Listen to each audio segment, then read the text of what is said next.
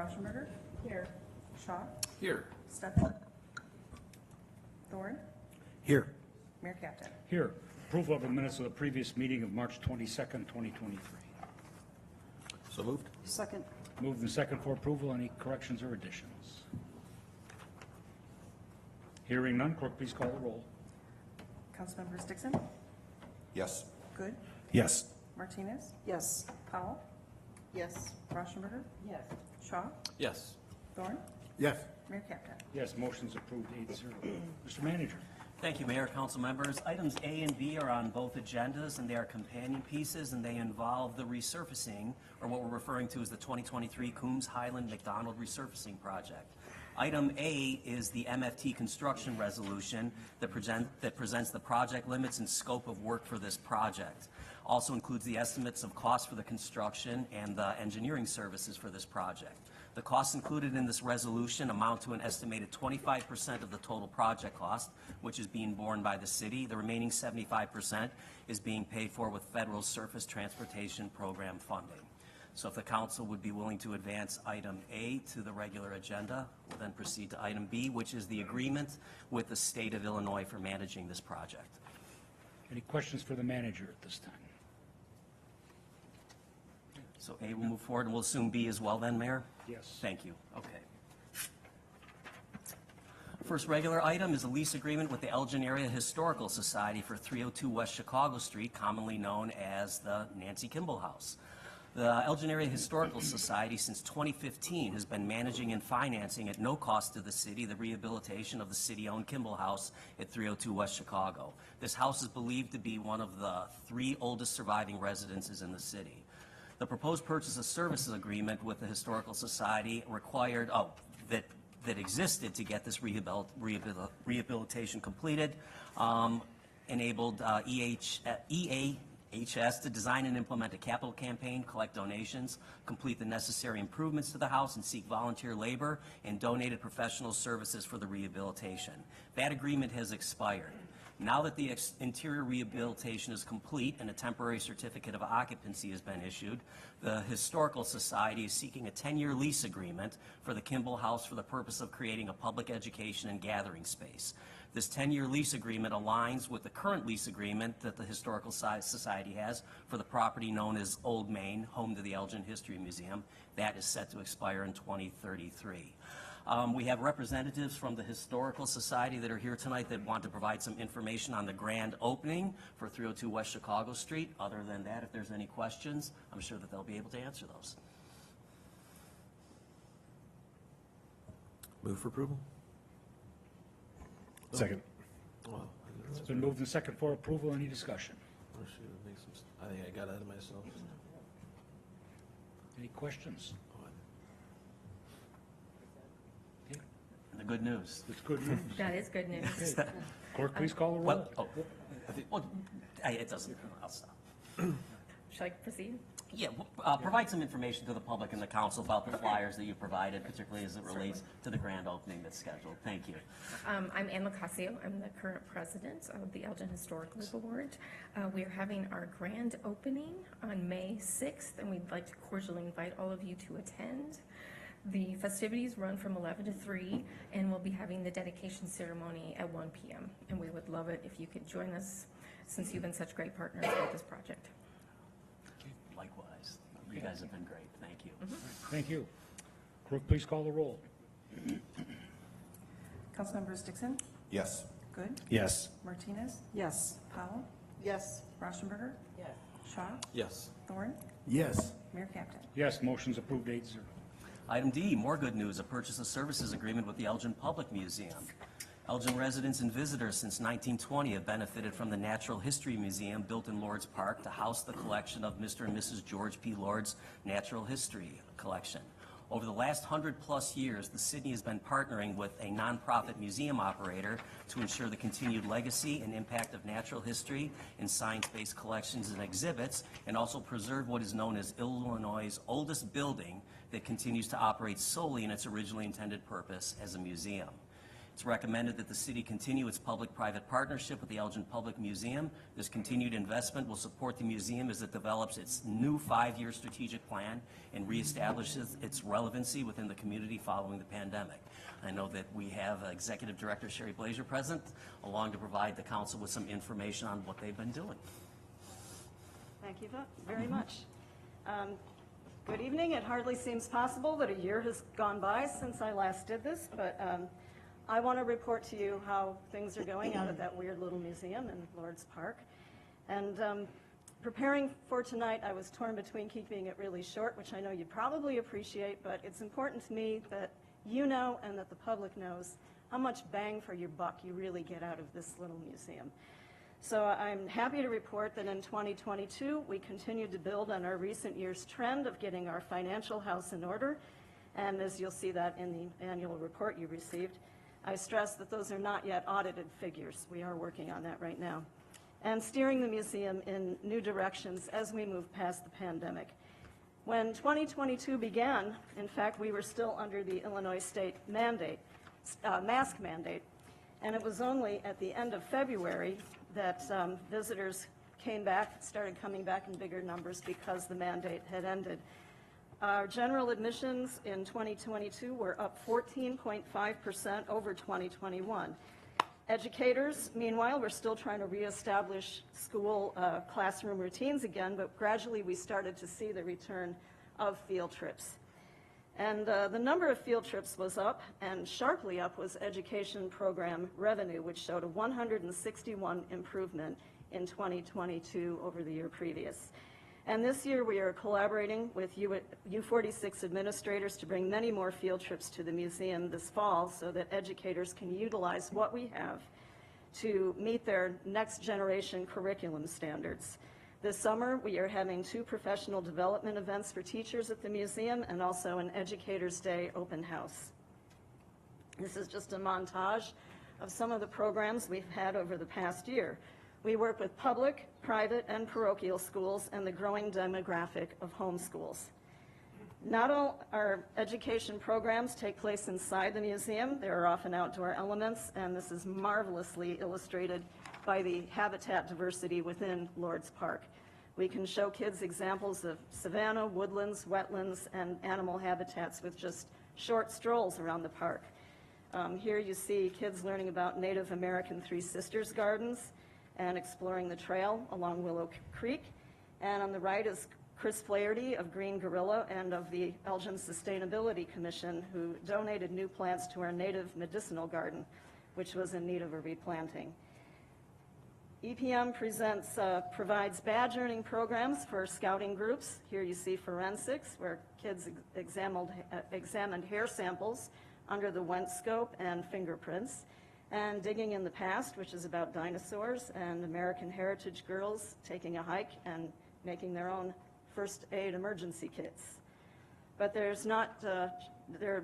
programs are not the only way that kids enjoy the museum. There's always a scavenger hunt around the building that changes frequently, and we've made a lot of changes in our discovery room over the past year. Our new corner kiosk features frogs, and our popular frog pond game where you throw a sticky hand at a bug on the board and see how frogs catch insects to eat. Last year I promised there would be more books in Spanish for kids, and we've done that. There are quite a few now. And we are still going to procure new tables for the room and eventually higher tech audio-visual equipment. In January, we presented a program through an Activate History microgrant from Illinois Humanities that reunited some of the crew of the 1970s LaSalle expedition. And the lasting effect of that program is it inspired us to seek a grant, which we received, to upgrade that exhibit. It's been great, but it lacks context for today's world. The new exhibit will present much more information about Indigenous peoples, women, the environment, and the huge impact it had on the entire world when these two cultures met and traded goods and knowledge. February marked the return of Meet the Bison, a monthly program in which people get a fantastic behind-the-scenes look at the bison, deer, and elk of Lord's Park Zoo.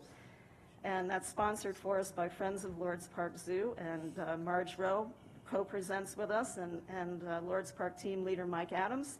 and this continues to be popular with the public, and we are convinced that the animals show off just for us at these events. Earth Month, we had presentations from a bee guy, a butterfly and moth guy, a river guy, last but not least, a worm guy. In May, we had an Illinois Humanities Rhodes Scholar Speakers Bureau presentation, Blackhawk's View of Illinois History, from Brian Fox Ellis, and we gave architectural tours of the museum for the Elgin Heritage Commission's Preservation Month, showcasing the neoclassic features of the building. And then came summer, which is always busy for us as we expand open public hours, but are also frequently over at the zoo. We presented 23 free programs there during the summer months, including Paws on the Porch with Marge Fox, led that for many, many years, and a Friday story time for the younger set, and Adventures in the Zoo, a program with a different topic every time. But the real crowd pleasers are the Uncaged in the Zoo presentations, where kids get to hold and touch a lot of unusual critters. And attendance last year at those programs smashed all-time records. We even had over 300 people come just to see Xena the Sloth, who apparently drove herself. And, but we're pretty sure did not get a speeding ticket, so. COVID wreaked havoc with our centennial fundraiser, but we finally got that brick garden installed in August. And it's there for everyone to see now. Thank you to everybody who contributed to bricks. And thank you, Mike Adams, for personally seeing to installing it in time for the dedication. In August, we had Dog Day with special visits from Canine Officer Rex and Chance the Comfort Dog. And Anderson Humane made it an adoption event. And the Elgin Lions presented information on their work with leader dogs for the blind. But the highlight of last August, at least for me, was the first ever museum crawl.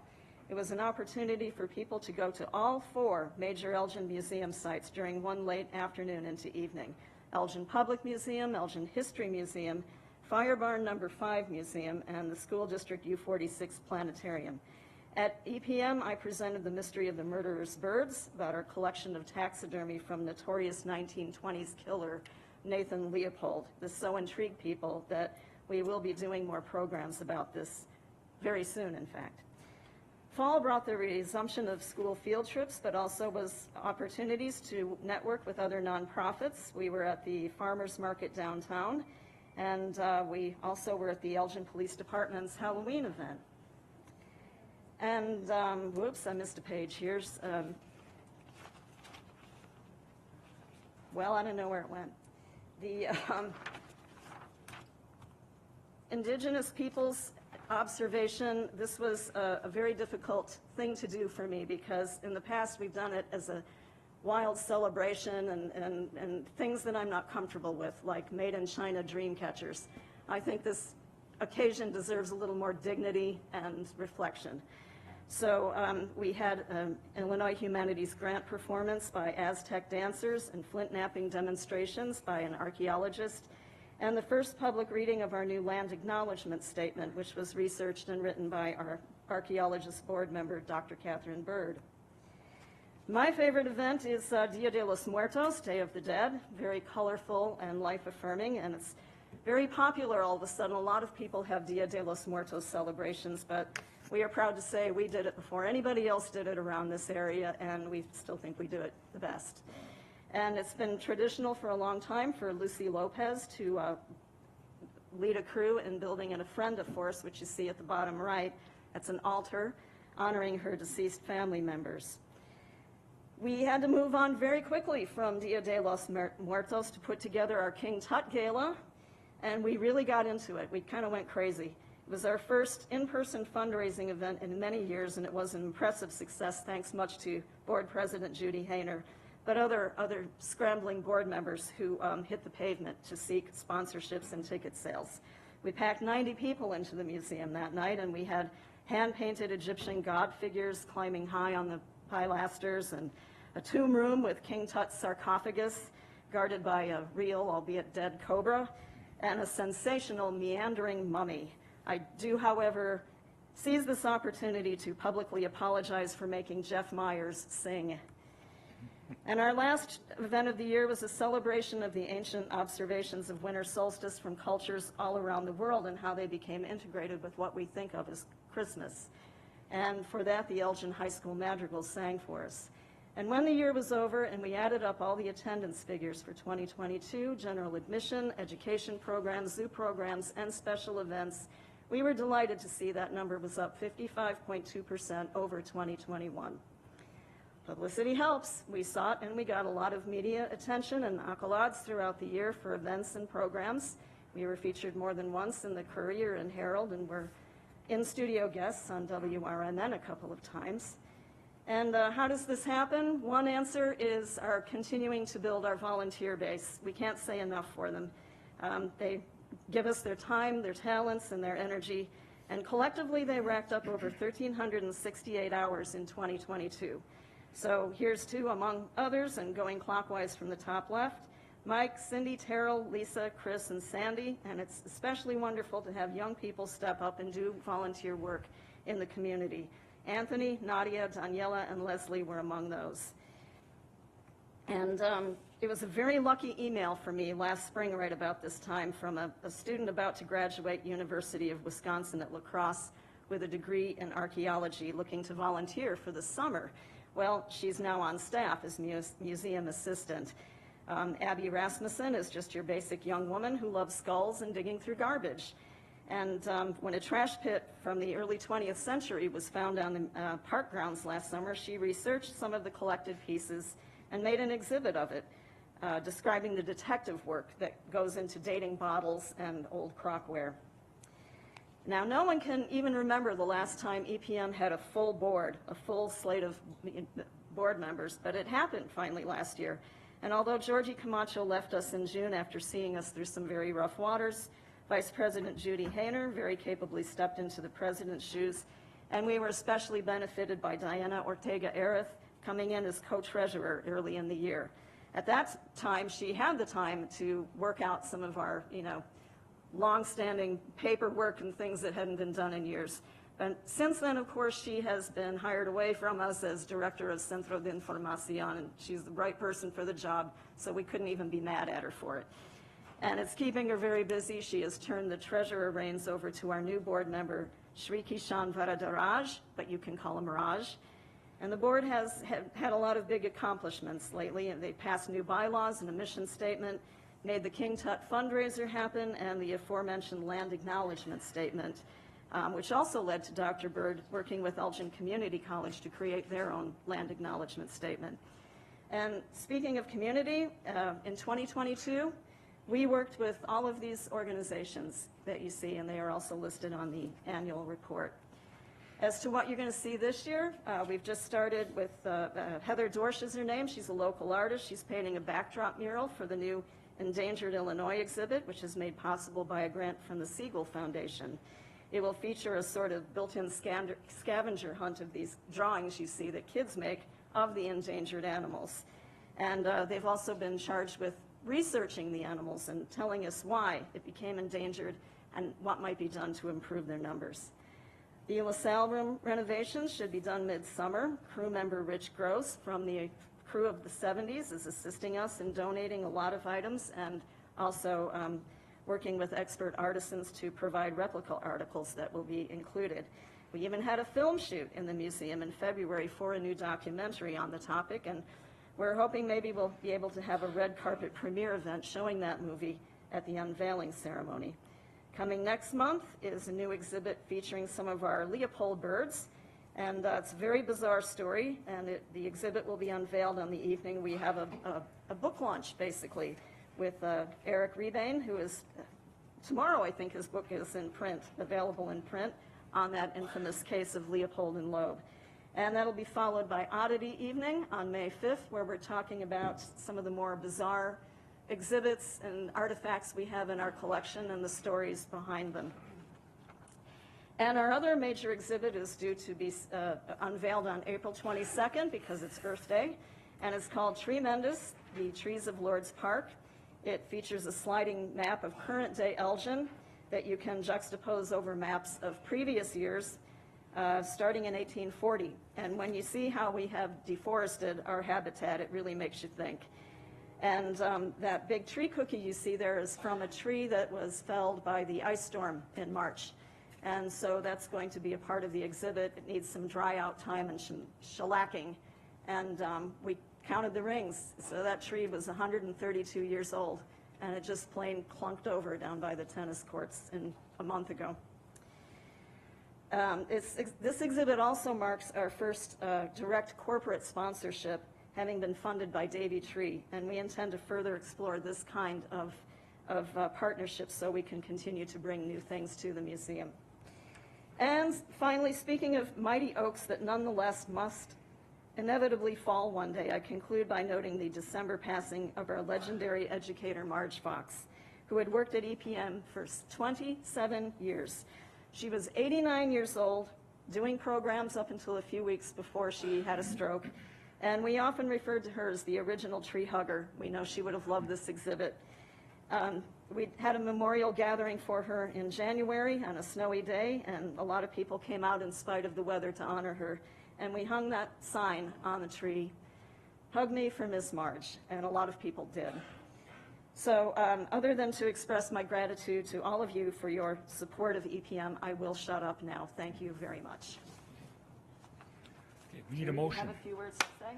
I just want to thank the City Council and the City of Elgin for your continued support of the Elgin Public Museum. As you can see, with Sherry behind the wheel of the museum, we have done incredible things this year.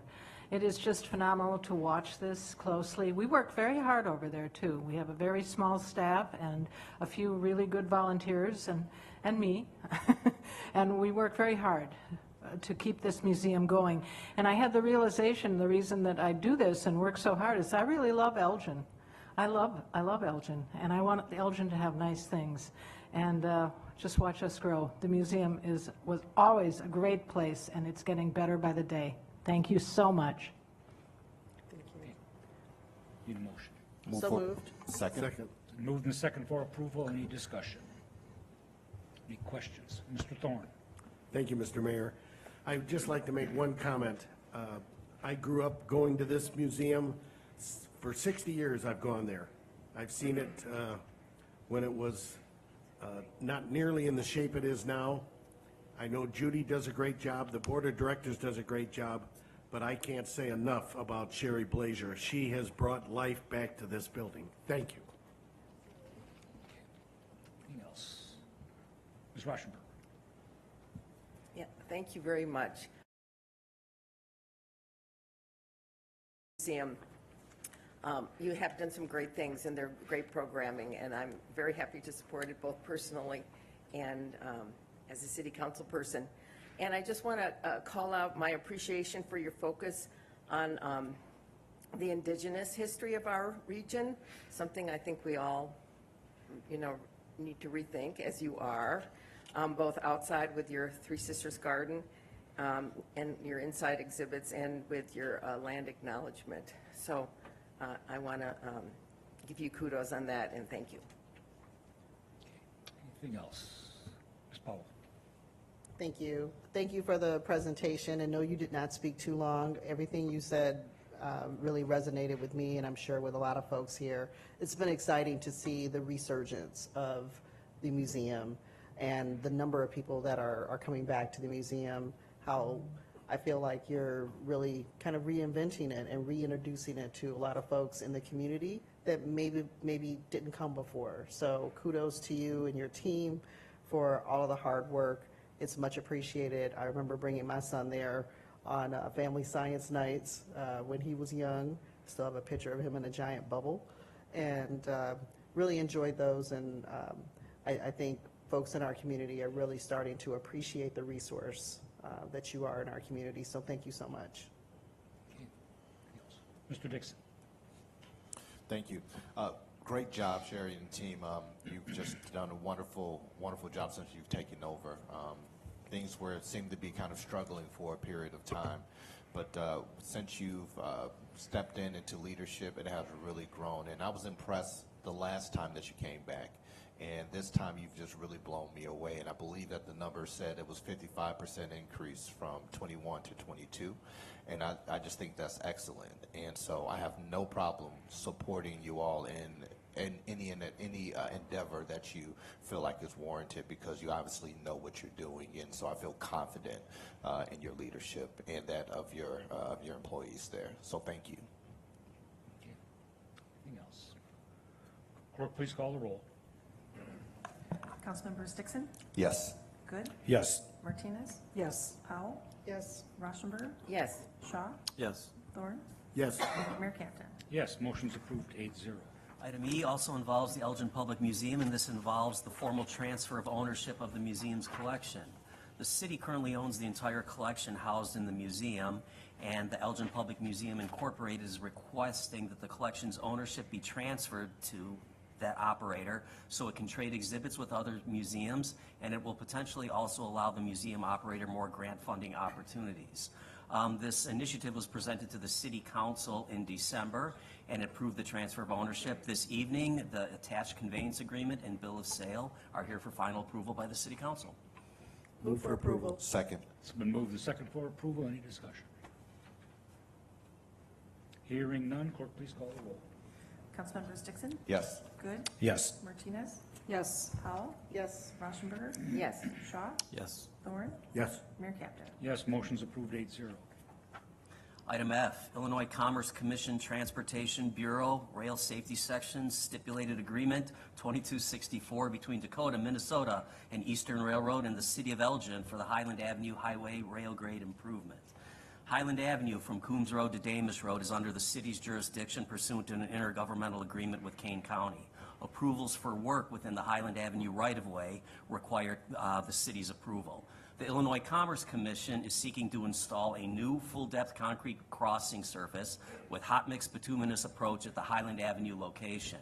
The cost of the project is to be covered by funds from the Grade Crossing Protection Fund and the the DME. What this means, there's no cost to the city for approving these improvements. And anybody who's been over that railroad at any type of speed knows that this will be a great improvement. So, Move for approval. Second. It's been moved and second for approval. Any discussion? Hearing none, clerk, please call the roll. Councilmembers Dixon, Yes. Good, Yes. Martinez, Yes. Powell, Yes. Rauschenberger, Yes. Shaw, Yes. Thorne, Yes. Mayor Captain. Yes, motion's approved 8-0. Item G is an engineering services agreement with Hampton, Lenzini, and Renwick for the McLean Boulevard at Bowes Road Pedestrian Improvement Project. This intersection at McLean and Bowes Road is multi-jurisdictional, with public facilities from Elgin, South Elgin, and Kane County being involved. The engineering design services being recommended for approval will create a project that includes additional sidewalks, ADA approaches, and traffic signal infrastructure linking the northwest corner of the intersection to the existing pedestrian facilities in the area, while also providing access to the Pine Meadow subdivision, specifically the outlot parcel of Prairie Center that includes multiple Elgin businesses that are currently only accessible by car. The 2023 budget allocates funds for this improvement project and the remaining pedestrian facilities in the area. This is an initiative I know that was brought forward by Councilmember Martinez, and while it does benefit some of the residents in South Elgin, we know that the businesses in Elgin will greatly benefit from being able to have pedestrian access to that built-in market across the street. Move for approval. Second. Moved and second for approval. Any discussion? Hearing none, clerk, please call the roll. Councilmembers Dixon, Yes. Good, Yes. Martinez, Yes. Powell, Yes. Rauschenberger, Yes. Shaw, Yes. Thorne, Yes. Mayor Captain. Yes, motion's approved 8-0. Items H, I, and J all involve the acceptance of public improvements within West Point Gardens, certain phases of their subdivisions. Item H is for the acceptance of public improvements in Phase 1 subdivision. Second. Moved and second for approval. Any discussion? Hearing none, clerk, please call the roll. Councilmembers Dixon, Yes. Good, Yes. Martinez, Yes. Powell, Yes. Rauschenberger, Yes. Shaw, Yes. Thorne, Mayor Captain. Yes, motion's approved 8-0. Item I, acceptance of public improvements within West Point Gardens South Phase 2 subdivision. Move for approval? Second. Moved and second for approval. Any discussion? Hearing none, clerk, please call the roll. Councilmembers Dixon, Yes. Good, Yes. Martinez, Yes. Powell, Yes. Rauschenberger, Yes. Shaw, Yes. Thorne, Yes. Mayor Captain. Yes, motion's approved 8-0. Item J, acceptance of the public improvements within West Point Gardens South Phase 2A subdivision. Move for approval. Second. Moved and second for approval. Any discussion? Clerk, please call the roll. Councilmembers Dixon, Yes. Good, Yes. Martinez, Yes. Powell, Yes. Rauschenberger, Yes. Shaw, Yes. Thorne, Yes. Mayor Captain. Yes, motion's approved 8-0. Item K are amendments to the 2022 budget consistent with the Illinois Municipal Budget Law. The city's annual budgets are prepared using revenue estimates and expenditure recommendations that inherently involve speculative nature that makes it impossible to predict with absolute certainty the funding levels necessary for the coming fiscal year. The Illinois Municipal Budget Law requires the approval of year-end adjustments that reflect the actual financial and programmatic changes approved by the City Council during the budget year. By amending the city's budget in a retroactive fashion, the adjusted budget can reflect the actual funding requirements needed by the city. Amendments are required if the actual revenue or expenditures exceed what was budgeted for the fiscal year. Under budget items are not normally amended. The most significant amendments have already been reported to the City Council earlier in the year. Move for approval? Second. Moved and second for approval. Any discussion? Hearing none, clerk, please call the roll. Councilmembers Dixon, Yes. Good, Yes. Martinez, Yes. Powell, Yes. Rauschenberger, Yes. Shaw, Yes. Thorne, Yes. Mayor Captain. Yes, motion's approved 8-0. Item L is the sale of the fire department's surplus emergency portable radios. Both the fire and police department use portable radios on every call. In 2022, both of those departments purchased new emergency portable radios because the radios purchased in 2011 were reaching the end of their service life. In this initiative, the fire department has recognized multiple departments that are seeking to buy that used and outdated equipment. At this point, the estimated revenue for the sale is $150,000, and there's an expectation that in the future, there will be other fire departments looking to purchase what remains in the city's antiquated stock. Move for approval? Second. Moved and second for approval. Any discussion? Mr. Thorne? Yes, just quickly. This is just another example of Chief Sagan noting these opportunities where in the past, these items just went by the wayside, and now between that vehicle that he got $100,000 for and this, $150,000, that's $250,000 that the city saved. So hats off to Chief Sagan. Anything else? Clerk, please call the roll. Councilmembers Dixon, Yes. Good, Yes. Martinez, Yes. Powell, Yes. Rauschenberger, Yes. Shaw, Yes. Thorne, Yes. Mayor Captain. Yes, motion's approved 8-0. Items M, N, O, and P are all police department initiatives. The first is a proposed agreement with Minuteman Security and Life Safety for a mobile parking enforcement system. Police department uses technology to achieve the goals of its department and seeks new initiatives that can assist in providing efficient methods to achieve those goals. To enhance enforcement of parking restrictions within the city, the police department is seeking to enter into an agreement with Minuteman Security for the purchase of a mobile parking enforcement system. This system uses an automatic license plate reader for parking control enforcement and will be used to enforce the current on-street parking restrictions throughout the city, along with restrictions in city-owned parking lots and decks. The system uses a dedicated wheel imaging technology that digitally chalks the tires of the vehicles that are not in compliance and will lead to a more efficient and effective enforcement protocol. This is coming on the heels of a previous technological effort that, through no fault of the police department, did not work, where sensors were installed in the ground, but the vendor didn't take into consideration, a California vendor, how cold it gets in the Chicago area, and they didn't function in the winter. So appreciate the police department's initiative in finding a technological solution for that problem. Move for approval? Second. Moved and second for approval. Any discussion? Mr. Good. Thank you, Mayor. I was just curious how this is going to be rolled out. Is it going to, I mean, imagine people are going to start getting lit up by tickets. Are we going to do kind of like a grace period warning process, or what can residents expect from this?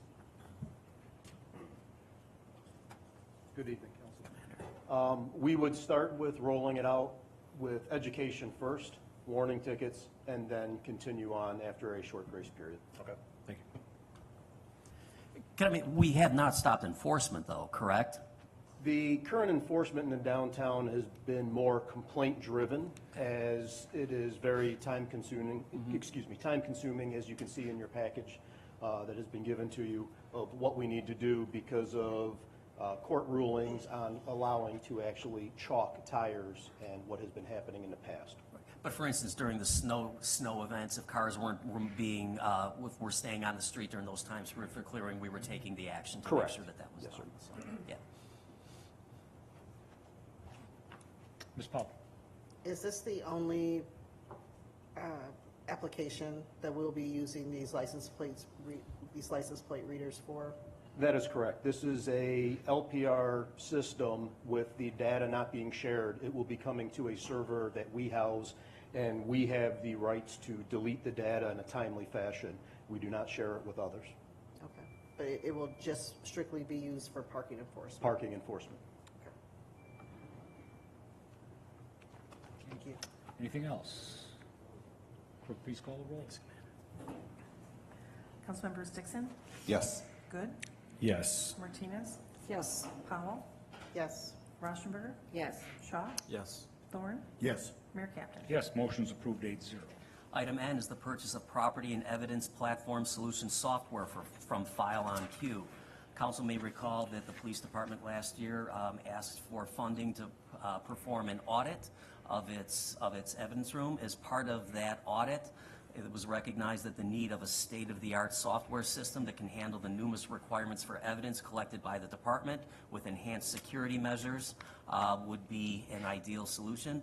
So in conjunction with that recommendation from the audit, police department is seeking the purchase of the new software that will enhance the department's current property and evidence platform. Move for approval. Second. Moved and second for approval. Any discussion? Hearing none, clerk, please call the roll. Councilmembers Dixon, Yes. Good, Yes. Martinez, Yes. Powell, Yes. Rauschenberger, Yes. Shaw, Yes. Thorne, Yes. Mayor Captain. Yes, the motion's approved 8-0. Item O is an agreement with PRI Management Group Corporation for a records division audit. Similar to the request for evidence room audit, the police department is seeking to conduct the first audit of the records division for what's known in the department's history. This $31,000 initiative will conduct the audit along with providing an evaluation of the current operating policies and practices. The drug asset forfeiture funds are being used to fund this initiative. Move for approval.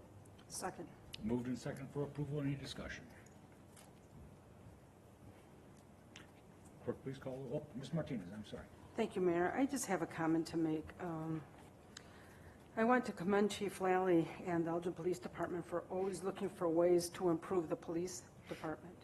I applaud the way that you're always looking for ways to improve and go on to the next level. In the last 5 years, this is how I've known you to run your department. It's a shame that there's some people that think that your department needs micromanaging. Case in point, the last item, along with this one, well, the last item that was unanimously approved came from an audit that was found to come, and it came to prove that your department, all it needed was, whatever it was that it needed, you were able to say, okay, this is what we'll do with it. You didn't get offended or anything, and you're always looking for ways to improve your department. And I think that that is commendable of you to do that. Thank you. Anything else? Clerk, please call the roll. Councilmembers Dixon, Yes. Good, Yes. Martinez, Yes. Powell, Yes. Rauschenberger, Yes. Shaw, Yes. Thorne, Yes. Mayor Captain. Yes, motion's approved 8-0. Item P is an agreement with the Kane County Child Advocacy Center for investigating sensitive crimes involving children. The KCCAC is a division of the Kane County State's Attorney's Office, and it investigates and prosecutes serious physical and sexual abuse crimes against children. The KCCAC has been providing investigative services to the city since 2000. In 2022, it investigated 116 Elgin-based cases, which represents about 1/3 of its total caseload. KCCAC requires financial assistance from the city to support its investigations. Police Department is recommending the approval of the contract with KCCAC in the amount of $35,000. Move for approval. Second. Moved and second for approval. Any discussion? Clerk, please call the roll.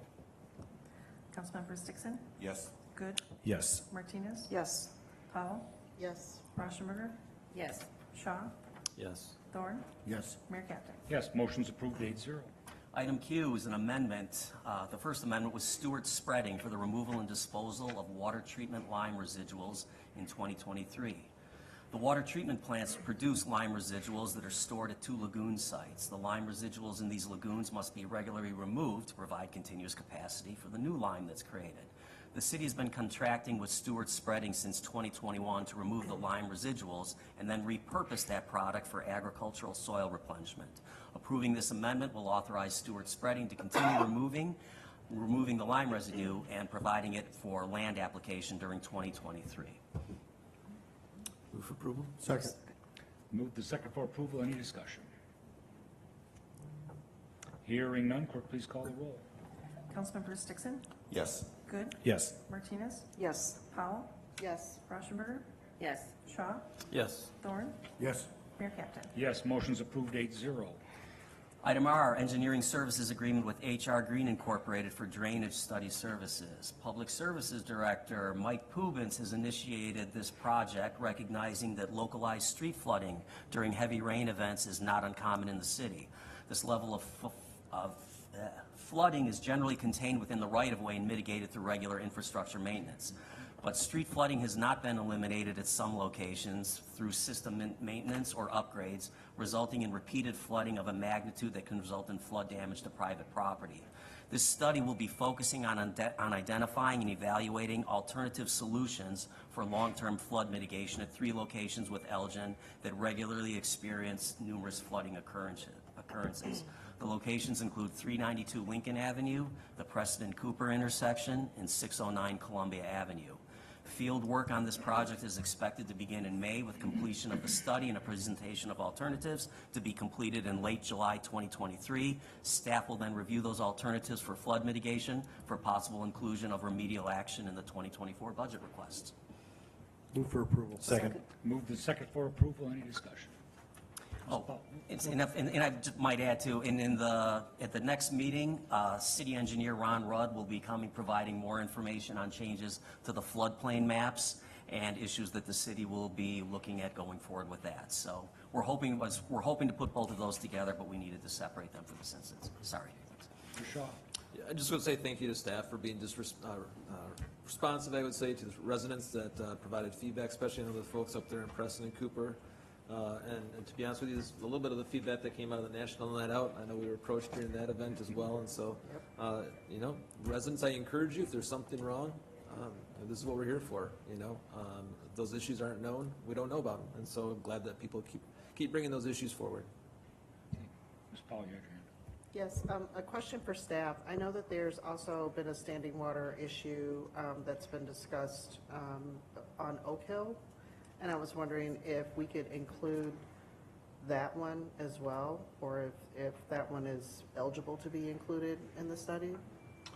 Yeah, the eligibility requirements for this first round are fairly simple. These are locations where we've had repeated annual flooding, and we know that there has been private property damage, fairly significant private property damage.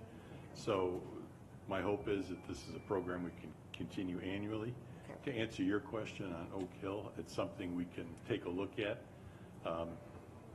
We've made this estimate, the price estimate on this, to accomplish these 3 locations, but we can certainly look into it and see if it would fit into this year's. But we're kind of collecting a list of locations throughout the community. There's others that we know of. We're just unlikely to get to them this year. Perfect. All right, thank you. Mm-hmm. Ms. Rauschenberger. Thank you. Yes, Mr. Pubens. Yeah, the city manager and I have spoken several times about a forward-looking viewpoint on the possible climate change implications of major rain events in our city, and how we might be ready for those as opposed to being proactive versus reactive. So I'm glad to hear that we're working on these special situations, and that we're looking at the floodplain maps and for hopefully some long-term flood mitigation plans. I'm sure that's, more complicated than it sounds. Yeah, I think Mr. Rudd will get more into that Okay. when he gives his presentation. I know just as an offshoot that HUD is looking to adopt climate-informed science methodology for predicting flood elevations and possibly working that into their rulemaking is one of 3 optional methods for defining. Okay. And that's for HUD-funded housing, but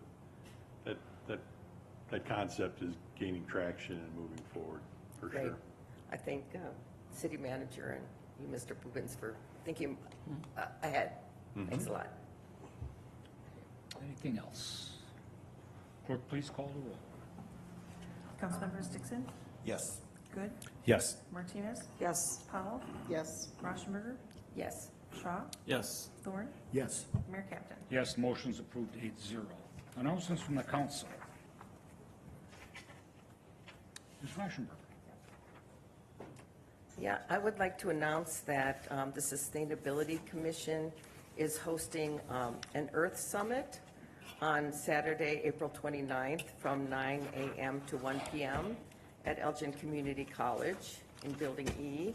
And we have an impressive lineup of speakers, and including our own Michaela Larson, who is going to introduce our Elgin greenhouse gas inventory. We have speakers from the Chicago Region Trees Initiative, the Metropolitan Mayors Caucus, et cetera. Everyone's invited. Again, it's Saturday, the 29th, from 9 till 1. So you can find more information on the city website. Thank you. Anything else? Announcements from staff. None, Mayor, thank you. Okay, entertain a motion to adjourn. So moved. Second. Moved and second to adjourn. Clerk, please call the roll. Councilmembers Dixon, Yes. Good, Yes. Martinez, Yes. Powell, Yes. Rauschenberger, Yes. Shaw, Yes. Thorne, Yes. Mayor Captain. Yes, we are adjourned. We'll reconvene at the regular council meeting at 7 p.m.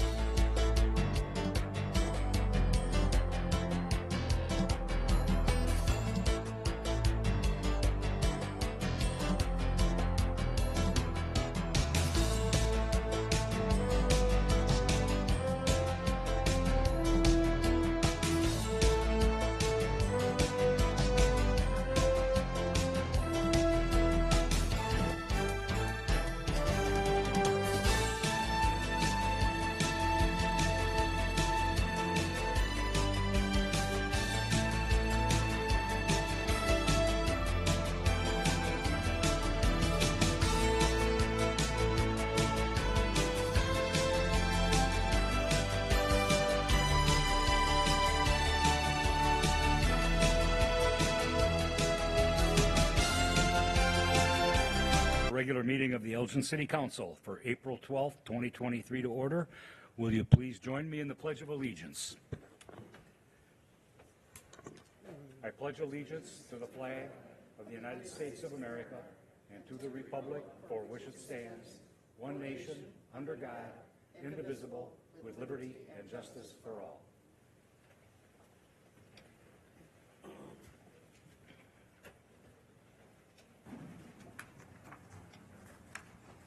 Clerk, please call the roll. Councilmembers Dixon, Yes, here. Good, Here. Martinez, Here.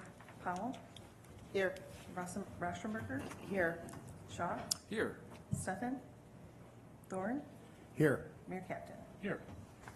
Approval of the minutes of the previous meeting of March 22nd, 2023. Move for approval. Second. Let's move the second for approval. Any discussion, any changes, any corrections? Hearing none, clerk, please call the roll. Councilmembers Dixon, Yes. Good, Yes. Martinez, Yes. Powell, Yes. Rastenberger, Yes. Shaw, Yes. Thorne, Yes. Mayor Captain. Yes, motion's approved 8-0. We have some proclamations this evening, and the first one for Victim Rights Week with Joanne Stingley, Vanessa Botti, Fabiola Mercado, and Lark Cirrus. Join me at the podium.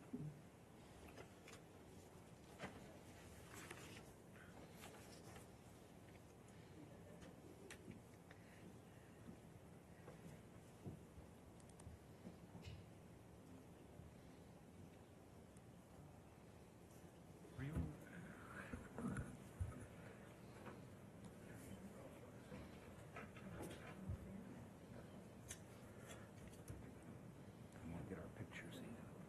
We all gotta look good now.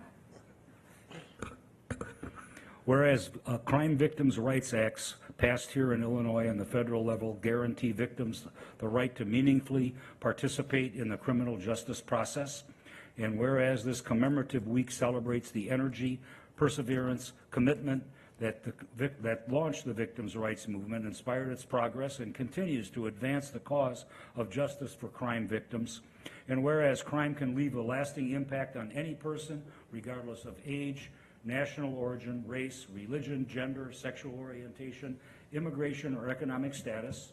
And whereas victim service providers, advocates, law enforcement officers, attorneys, and other allied professionals can increase access to victim services in areas that have been historically underserved, marginalized, and adversely affected by inequities by implementing culturally responsive services.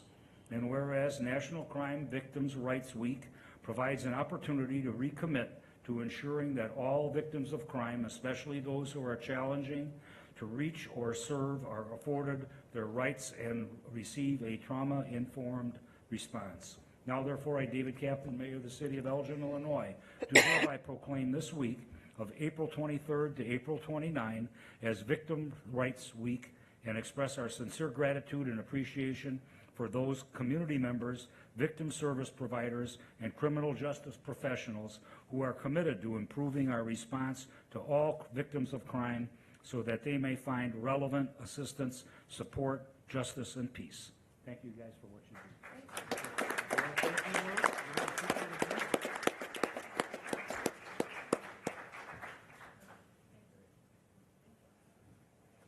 The mayor just asked if I want to say a few words.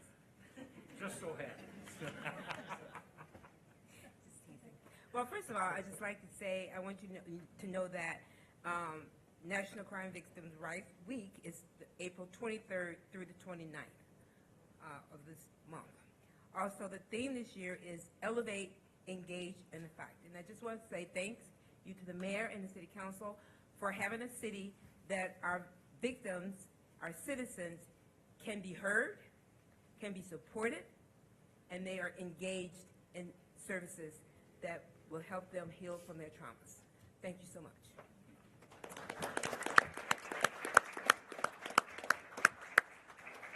Jo Beth Robinson, please come up.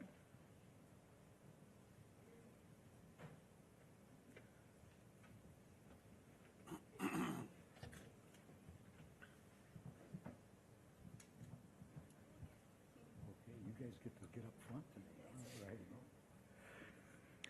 Whereas each day thousands of Americans dial 911 for help and emergency services, and the men and women who answer these calls for help, gathering essential information and dispatching the appropriate assistance can often make the difference between life and death for a person's in need. And whereas the City of Elgin's public telecommunicators are among the more than 200,000 telecommunications specialists who work daily to protect and to promote public safety, and whereas the public safety telecommunicators are more than a calm and reassuring voice at the other end of the phone, they are knowledgeable and highly trained individuals who not only work closely with the police and fire departments, but numerous other state and local agencies, as well as other departments within the city. And because emergencies can strike at any time, we rely on the vigilance and preparedness of these individuals 24 hours a day, 365 days a year. And whereas the City of Elgin recognizes the need to maintain the highest standards of public safety, and we owe a great debt to the men and women who, by applying their expertise in telecommunications, help to make the achievements possible. Now, therefore, I, David Captain, Mayor of the City of Elgin, Illinois, do, on behalf of the entire City Council and staff, do hereby proclaim April 9th to April 15th, 2023 as National Public Safety Telecommunicators Week, and we acknowledge the debt and appreciation and extend a heartfelt thank you to each of you. Thank you.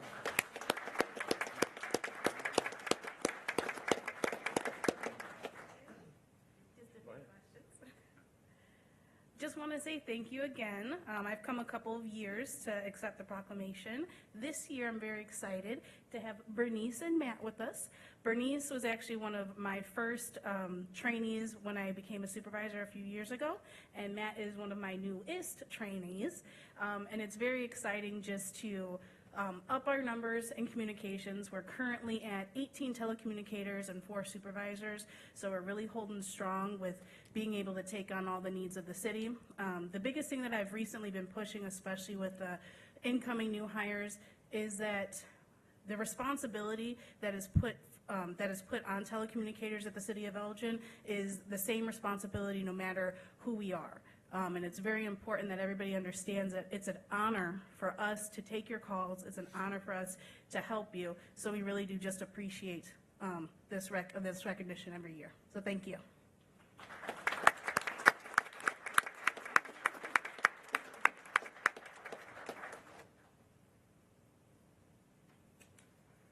Officer Blake Stebbins and Commander Senni, please come up.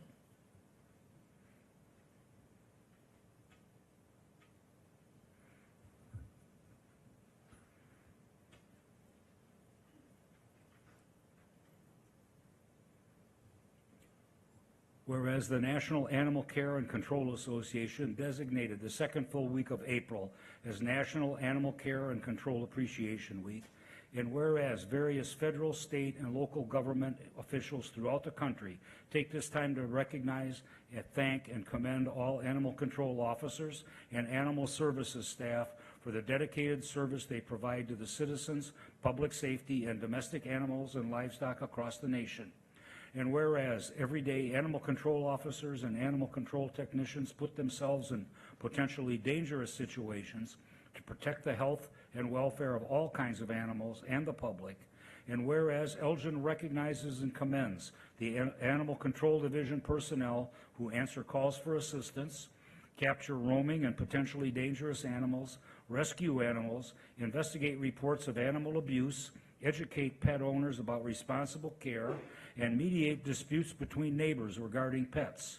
Now, therefore, I, David Captain, Mayor of the City of Elgin, Illinois, do hereby proclaim the week of April 9th to April 15th, 2023 as Animal Care and Control Appreciation Week, and encourage all citizens to join us in expressing their sincere appreciation for the service and dedication of our animal control employees.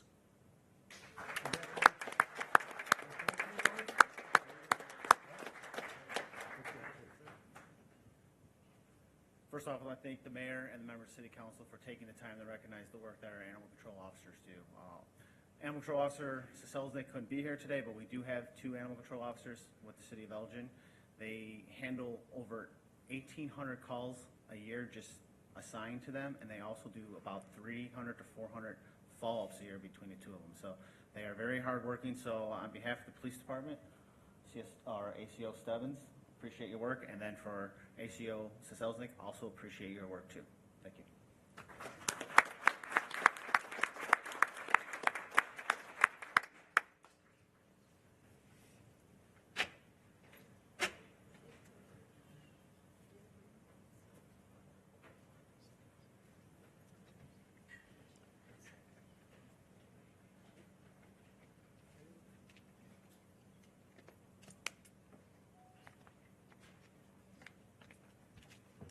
Brings us to the public comment portion of the council meeting, and as is our policy, people not on the agenda will be able to speak first, and there are a number of people that signed up for an item on the agenda, and we will allow you to speak just before or during that discussion on the dispensary.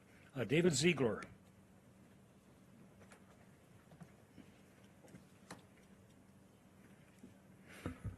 Good evening.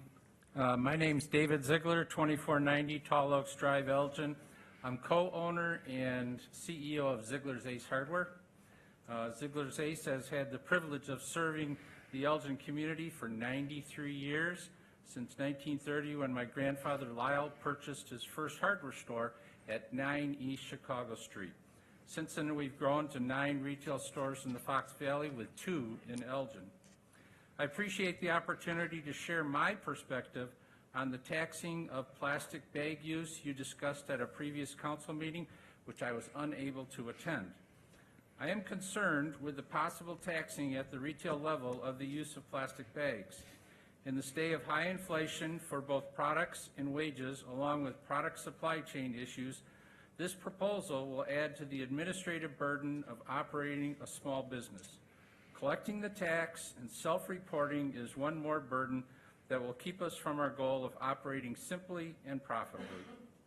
I'm concerned for the emotional well-being of our frontline cashiers when trying to communicate the new tax to our customers. There are many stresses on our customers' lives already, and this would be one more governmental mandate they will be upset about and take out on our staff. I'm concerned for the City of Elgin personnel that are going to have to regulate and audit the companies for compliance with this mandate. At Ziegler's Ace, we are supporters of doing things we can to reduce our carbon impact. We have converted all of our interior and exterior lighting to LED. We have started to convert HVAC systems to energy-efficient air conditioning and heating units, and we have implemented a very successful paint recycling program for our customers. In summary, I do not believe the taxing of plastic bag use at our retail establishments will have the desired effect or worth the burdens and aggravation it would cause. If you'd like to have conversations about this, I invite you to my office over on Spring Street, or I'd be happy to attend a meeting in the future as you explore this topic. Appreciate your time. Thank you. Okay, that brings us to bids. The first item is bid number 23-006, Central Business District Contractual Landscape Maintenance. Yes, Mayor, I'd make a motion to award a contract in the amount of $207,347 to Cornerstone Partners Horticultural Services. Second. It's been moved and seconded. Any discussion? Ms. Powell. Yes, I'm just clarifying with staff. What happens to the folks that are currently doing this work that our own employees? Are they being reassigned? We haven't been able to obtain sufficient numbers of seasonal workers during the summer, so it's not really a matter of reprogramming. We haven't been able to get the full complement. That, in addition to staffing being down about 30% of what its levels were in 2008, despite the fact that the amount of acreage that that same staff has to cover has grown 25% during that same time. So we haven't had enough people to do the work that's necessary to maintain the routine 2-week maintenance cycle for the planting beds in the downtown. This initiative is going out to the private sector to help us ensure that we're going to have the staffing that's necessary, and it will free up the current land management staff to do a number of other tasks, a whole range of other tasks that are listed in the memo outside that area. Thank you. Anything else? Clerk, please call the roll. Councilmember Dixon? Yes. Good? Yes. Martinez? Yes. Powell? Yes. Rauschenberger? Yes. Shaw? Yes. Thorne? Yes. Mayor Captain? Yes, motion's approved 8-0. Item 2 is bid number 23-012, 2023 lead service line replacement contract B. Mayor, make the motion to award the bid to Five Star Energy Services in the amount of $4,898,913. Second. Moved and seconded for approval. Any discussion? Hearing none, clerk, please call the roll. Councilmember Dixon? Yes. Good? Yes. Martinez? Yes. Powell? Yes. Rauschenberger? Yes. Shaw? Yes. Thorne? Yes. Mayor Captain? Yes, motion's approved 8-0. Item 3 is bid number 23-013, 2023 lead service line replacement contract C. Move to award the contract to IHC Construction Companies of Elgin, Illinois for the 2023 lead service line replacement in the amount of $1,463,116. Second. Second. Moved and seconded for approval. Any discussion? Hearing none, clerk, please call the roll. Councilmember Dixon? Yes. Good? Yes. Martinez? Yes. Powell? Yes. Rauschenberger? Yes. Shaw? Yes. Thorne? Yes. Mayor Captain? Yes, motion's approved 8-0. Item 4 is bid number 23-014, 2023 lead service line replacement contract D. Mr. Mayor, I request that we give this contract to Ray's Electrical Service LLC, Tom's Plumbing Incorporated joint venture in the amount of $884,973. Second? It's moved and seconded for approval. Any discussion? Ms. Rauschenberger. I'm very happy to see some Elgin businesses being able to support us in this, this long-term project to replace a lead service line. So congratulations to them, and I'm happy they got the business. Anything else? Mr. Thorne. Yes, just quickly, thank you, Mr. Mayor. I'd just like to, these last 3 items show once again how the city is leading in the lead replacement. I noted last time, and I've been reading some more on it, we have 1/4 of the amount of Chicago, and we have replaced more than they have. So it shows how Elgin is leading and doing an excellent job. I commend them. Anything else? Clerk, please call the roll. Councilmember Dixon? Yes. Good? Yes. Martinez? Yes. Powell? Yes. Rauschenberger? Yes. Shaw? Yes. Thorne? Yes. Mayor Captain? Yes, motion's approved 8-0. Item 5 is bid number 23-027, 2023 East Side Resurfacing Project.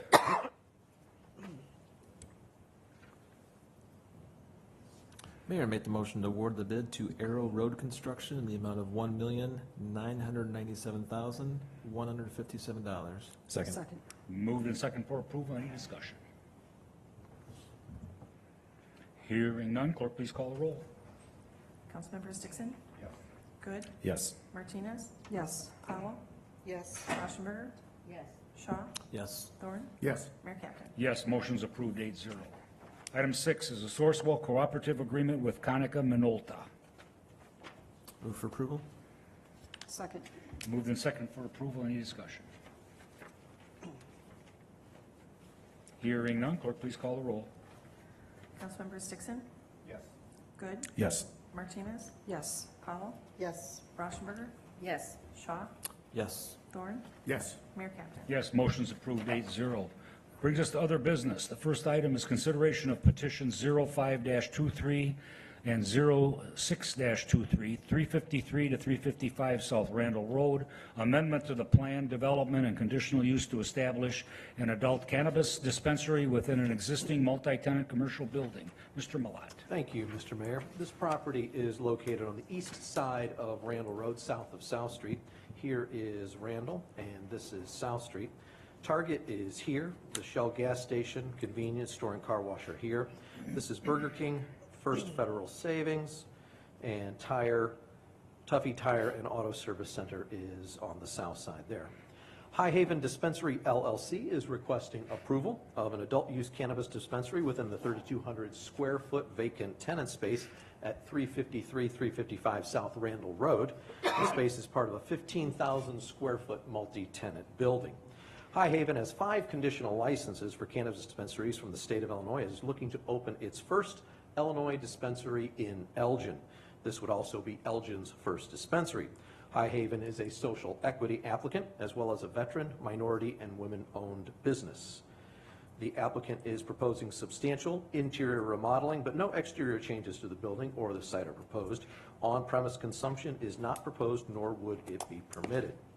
Facility would be open from 10 a.m. to 9 p.m. Monday through Sunday with 2 security professionals on site during hours of operation. The Elgin Police Department has reviewed the facility's extensive security plan and finds it acceptable.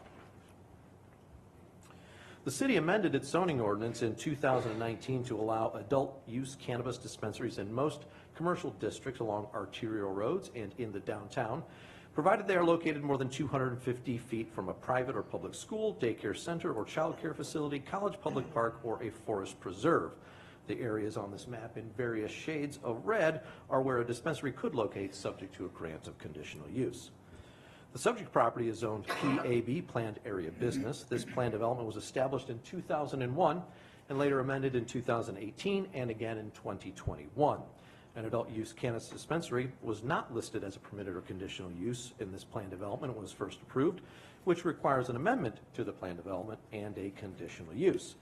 The property is located more than 400 feet from the closest sensitive land use, which is the South Street Kinder Daycare Center at 2485 South Street. The proposal also requires the approval of a departure from the parking requirements. When Duncan was approved in 2021, a parking departure was added to the plan development that allows any permitted use on the property, including restaurants and retail stores, to not have to go back through the zoning approval process.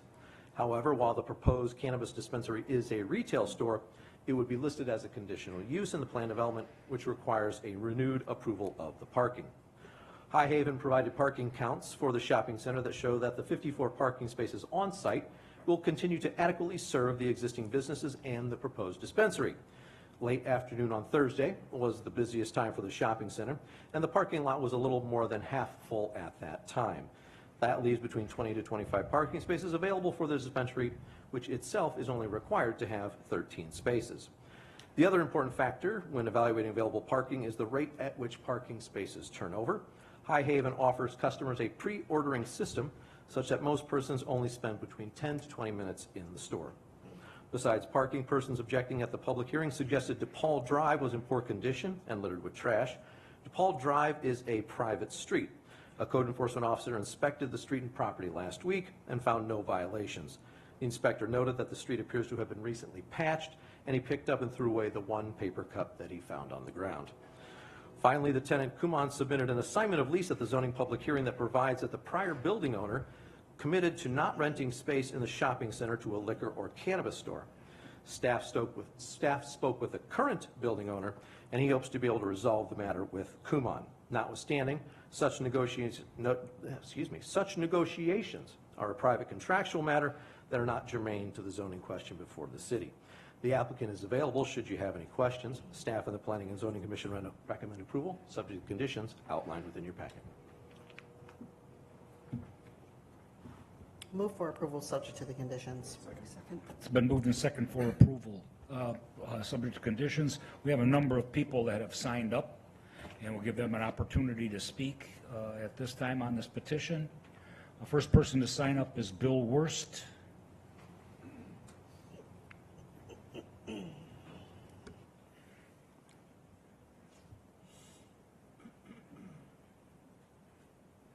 Good evening, Mayor and council members. When I looked at the agenda for tonight's meeting, I was really surprised to find that you have over 1,800 pages in your packet to go through. I'm glad to see that everybody's awake. Getting to the point, 2245 South Street is where I live, and I've been in that neighborhood now for over 45 years. South Street has been a collector street going to the industrial park to the east. The King County Department of Highways and the state cut off Weld Road at the intersection of Randall Road and Weld Road, which then put truck traffic and ECC traffic onto South Street. so that increased the burden of the traffic on our street. And we only have one exit out of our neighborhood to the west, and that is South Street at Randall Road. Vehicle stacking distances at that light between the traffic light and DePaul Drive is 6 to 7 vehicles. If you throw a truck in there, it's even less. DePaul Drive is across from the access to go into the Aldi and Burger King, and those two side streets compete with traffic to get out onto South Street quite frequently. I go through this intersection 4 or 5 times a day on average. Last week there was an accident at South Street in Randall. There was also another accident just about 200 feet north of South Street. Those accidents tie up the traffic on South Street to a great degree, so it's very difficult, even being on South Street, but also people getting onto and off of South Street to these other locations. I'd like to know who did the traffic study there, if it was done just by the applicant or if it was done by a professional, because the information I've seen is questionable as to how much turnover there is with that. The entrance to South Street, from South Street onto DePaul Drive, if you're coming in from west side there from Randall, it's easy to make a right-hand turn. Oftentimes, though, if you're coming west on South Street, it's difficult because you have traffic coming at you off of Randall Road, so you have a hard time turning in.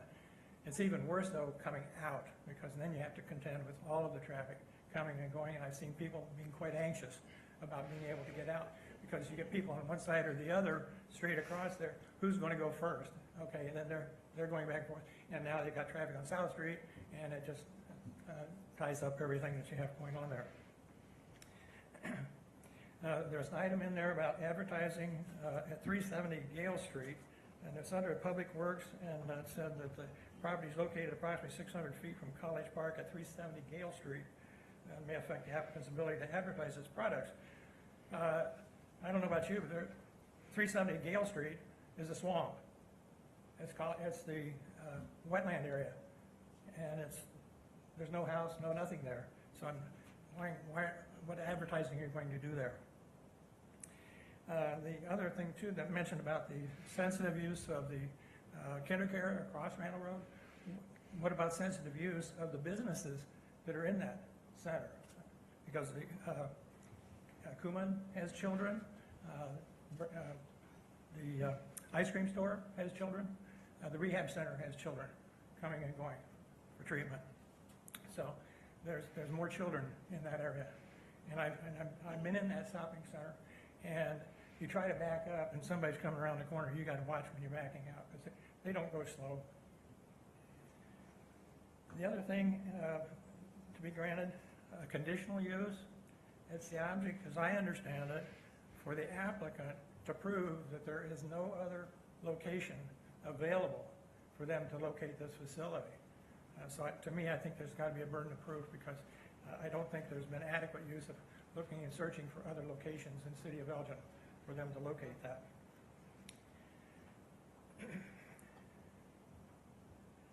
And I also checked the facilities in Lake in the Hills and also in Carpentersville. Those are standalone facilities, have adequate parking and much easier access of getting in and out. Lake in the Hills is a standalone facility and has almost 100 places for parking right around it. The one in Carpentersville has about 25 places right around the building, and it has a Spring Home Mall parking lot right across the street. We don't have that here. And for them to say that half the parking is available, half the parking is taken up with the staff of these different businesses. And then you throw into customers, there's not 13 places left for this development. And so, the development and the time and watching the customers turn over. And these other two establishments, I'm sorry, I just don't see it. Thank you. Thank you. Major Sulamanji?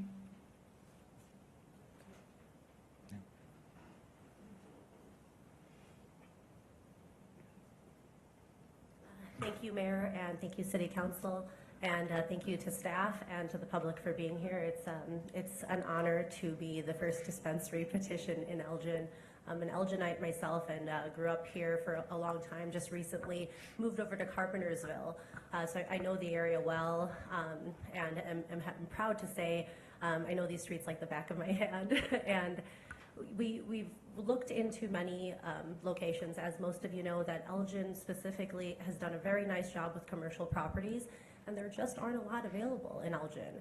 And because of that is one of the reasons that this is the first petition you're seeing in Elgin for a dispensary. It's very difficult for us as dispensary owners to find locations that are suitable, especially in the city of Elgin. This is why you have not seen applications come through at a rapid speed that you would assume you would get.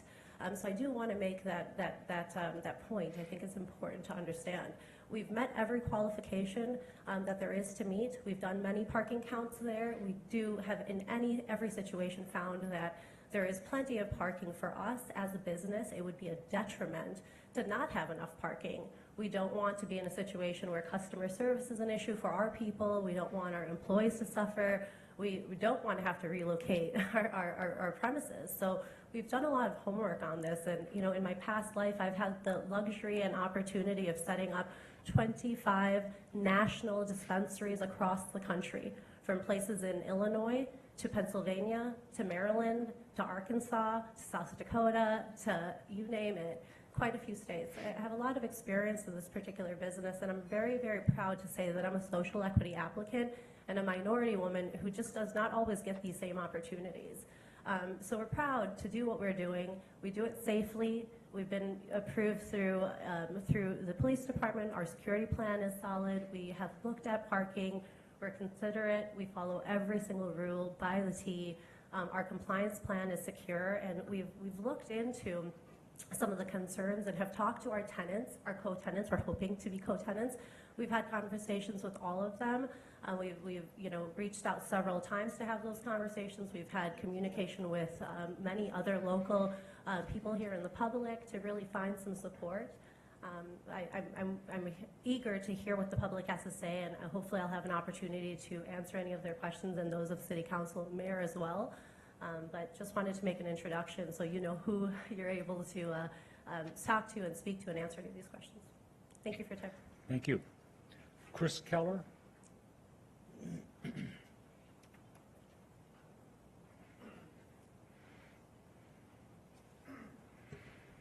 City Council. Chris Keller, I'm from Top Shelf Sports Cards. I am the owner of Top Shelf Sports Cards. I founded this in my basement 9 years ago with the hopes and dreams of ending up on Randall Road someday. I made vision boards with my own logo on Randall Road, and I feel it's in jeopardy today. I want to stick to the facts. This is not a referendum on marijuana. This is not if dispensaries are good or bad for a city. This is not about people that attend these. This is about common sense and conditional use permits asking for an exception. Dunkin' Donuts received an exception or an exclusion because they have a drive-through. That is common sense. Probably 80% of their business is through a drive-through. Makes sense. You issued them their exclusion. How do you make sense of giving an exclusion to a dispensary which is known, common knowledge, to bring even more traffic? That's not speculation, that's observation. I went to the dispensaries around town. We're a city of 120,000 people. We're not Carpentersville with 42,000 people, 40,000 St. Charles. We have 120,000 people in this city. And you want to put it in a dispensary that has the equivalent of 9 spots per tenant. 9. 6 tenants, 55 spaces. They will have a minimum of 10 employees at any given time. 2 at the front for security, 4 at retail, 2 on the floor, people in the back, a GM, and a sales manager. That's 10 to 12 people right there. That takes up all the parking in the back. Where are the people going to stand when they're waiting to get in? They can't go north because that goes into the line of traffic for Dunkin' Donuts. So where are they going to go? Down the sidewalk in front of our businesses. It says right here, from your website, from the City of Elgin, conditional use statement of purpose and conformance. Traffic and parking, the suitability, that's a big word here, suitability. That means does it fit? It does not fit. Safe and efficient on-site and off-site vehicular circulation designed to minimize traffic congestion. And finally, even more important part that I love, additionally, adequate parking should be provided to support the proposed use. There's not adequate parking in here. Nobody came to me and said, Chris, what days are you busy? They took their pictures in the first week of February. You accepted a report that you're reading from the petitioner. That is biased. That is a conflict of interest. It says that I am closed on Sundays. If you read the report, I'm not closed on Sundays. I'm very open on Sundays. Sundays are a big day for the families, for the kids, for our community. I do trade nights, family nights. Kids come up in the summertime and ride their bikes, their skateboards, their scooters. Parents drop the kids off. We have fun opening sports cards, watching sporting events like you all did when you were young. And now that's in jeopardy. Why? It doesn't make sense. So I ask that you review this like you review everything else in a city. Everything I heard tonight, there was a lot of thought put into it. Questions. There's a lot of questions that need to be answered here tonight. So at the very least, we ask that this be tabled and that this be readdressed, because it is not suitable. This is not a referendum on them. As a business owner, I understand what you go through to get where you are today. I had to do the same thing, but I didn't get in the cannabis business. It is difficult to find a place, and there's a reason for that. And there's a reason these are written the way that they're written. I wish I had more time, because there's a lot here. I want to close with this. The zoning board accepted that report generated by the dispensary. Took some pictures in February and said, hey, look, looks like we fit. You know what St. Charles did? They found a third-party company. Gowalt Hamilton Associates, engineers, 56 pages. Reports on dispensaries and their traffic flow. It's all in here. Why don't we do that? I suggest that we do that. At least get a real traffic report, not pictures in the middle of February, the slowest months of the year. Because in summer, we're extremely busy with kids and family. And I feel terrible for Kumon. They have it in their lease that there's not supposed to be a dispensary. And the owner's going to hold that over her head and either say, take out that verbiage, or you don't have a lease. And not to mention the people on the end. There's people in wheelchairs. There's people in walkers trying to get over to the rehab facility. And then logistically around the area, it's horrible. As is, at 5 o'clock, trying to get in and out of there, it's difficult. This is wrong. This is not right. And I ask that you take pause, because saying yes to this is saying no to small business. It's saying no to the people who support the community as is. I do a lot for this community and the kids. And I don't want to see that damaged. I don't have anywhere else to go. I found this place first. Kumon found it, and so did the rehab facility. So please, rethink this. This is not a rubber stamp moment. This is the first dispensary in a city of 120,000 people with 55 total spaces available and no overflow. I'll leave it a minute. All the other dispensaries have one thing in common: overflow parking. Woodfield Mall, Spring Hill Mall, they're leasing spaces. Please start wrapping your comments up. Leasing spaces from other tenants. There's no leasing here. Everyone said, no, I'm not going to do that. So they have nowhere to go. So with that said, you must vote no. Thank you. Thank you. Heather Keller?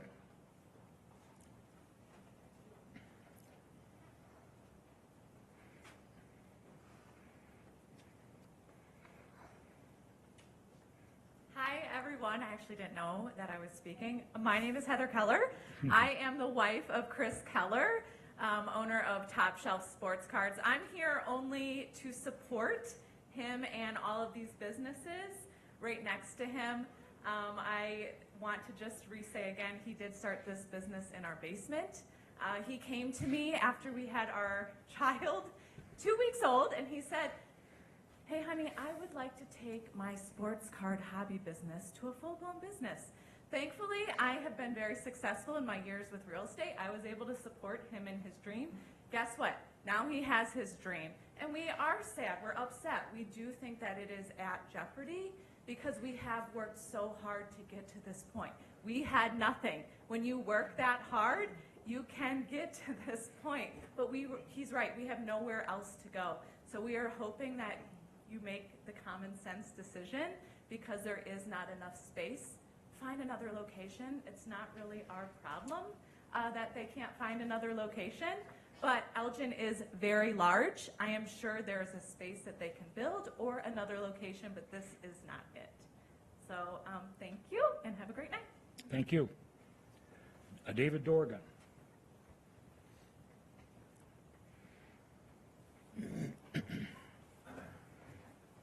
Mayor, City Council, I could say that I'd like to be somewhere else on a Wednesday night rather than at the City Council meeting.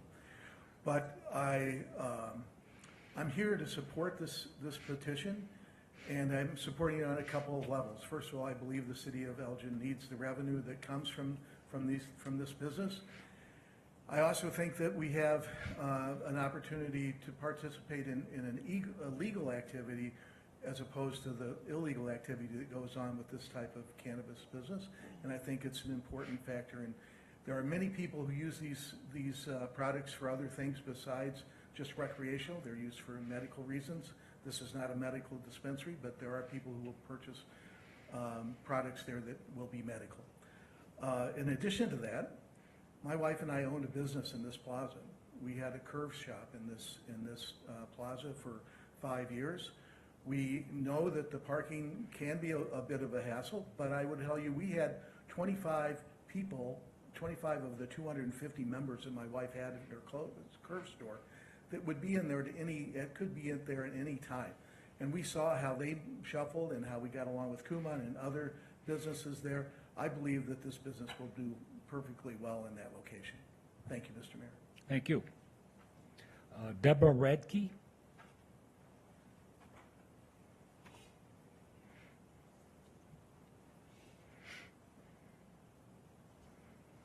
Hi. I live at 310 Loyola, right on the other side of DePaul, and I also think it's a bad idea for that location because of the children going in and out of Kumon and Top Shelf too.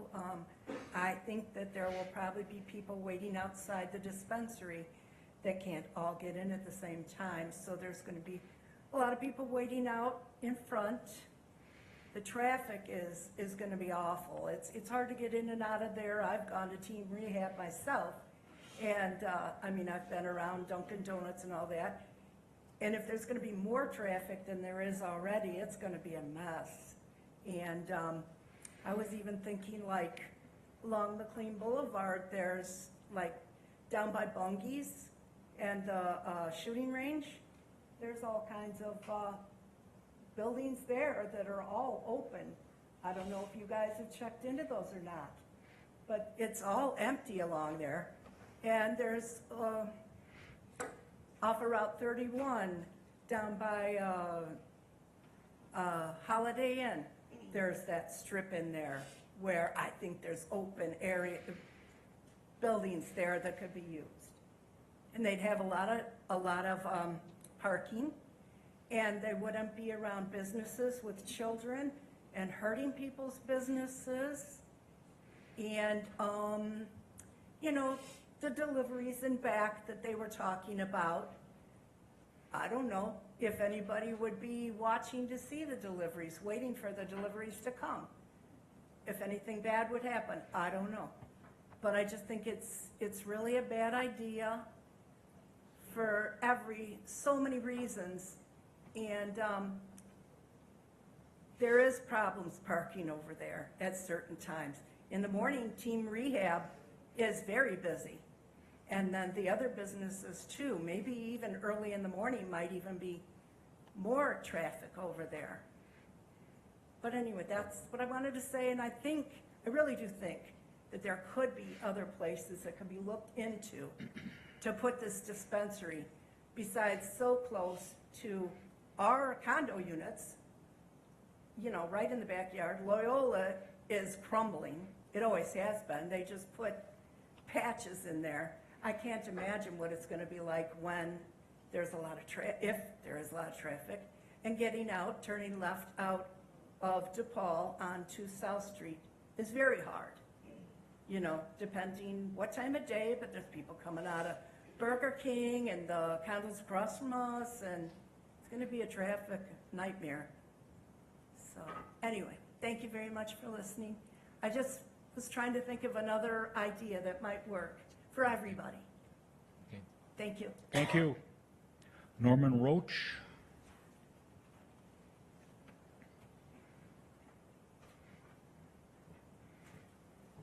Yeah, I live at 310 Loyola, right behind with Debbie Radke. Our patio is right on Notre Dame, and, or DePaul rather. And I'm worried about increased traffic and increased noise. And also the condition of the road is, the city inspector didn't look very close. That road is, the surface is actually crumbling apart. And there's 2 inches of sand and gravel in the gutter along the whole length of the road. And there's a couple of storm drains that clog when there's heavy rains, cups and trash that blows out of the dumpsters and things like that. So I think there's a better place for it. There are other vacant properties in Elgin that I think would be more suitable. So, thank you. Thank you. Sangita Sama.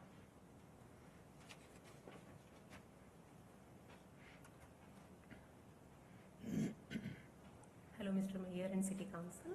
I am Sangeeta from owner of Kumon Elgin Center. Yeah, I echo with whatever Chris said.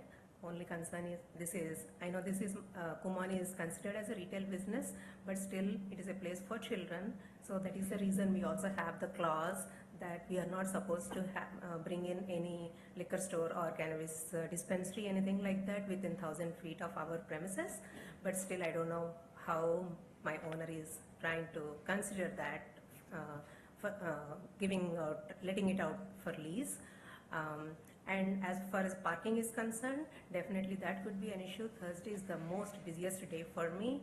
In February, that day, whenever they have submitted the report, could be lighter day, depending on the weather conditions and stuff. Sometimes parents come in and just pick up their work and go. They might not be present at the center, but not all the time. It will be different on different days, but Thursdays are definitely the most busiest days of my business.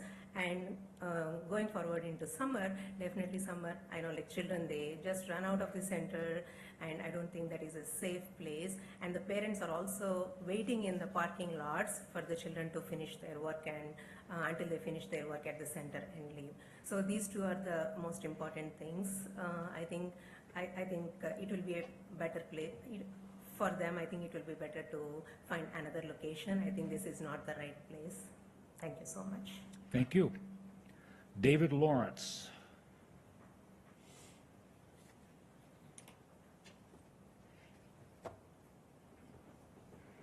Hello, everybody.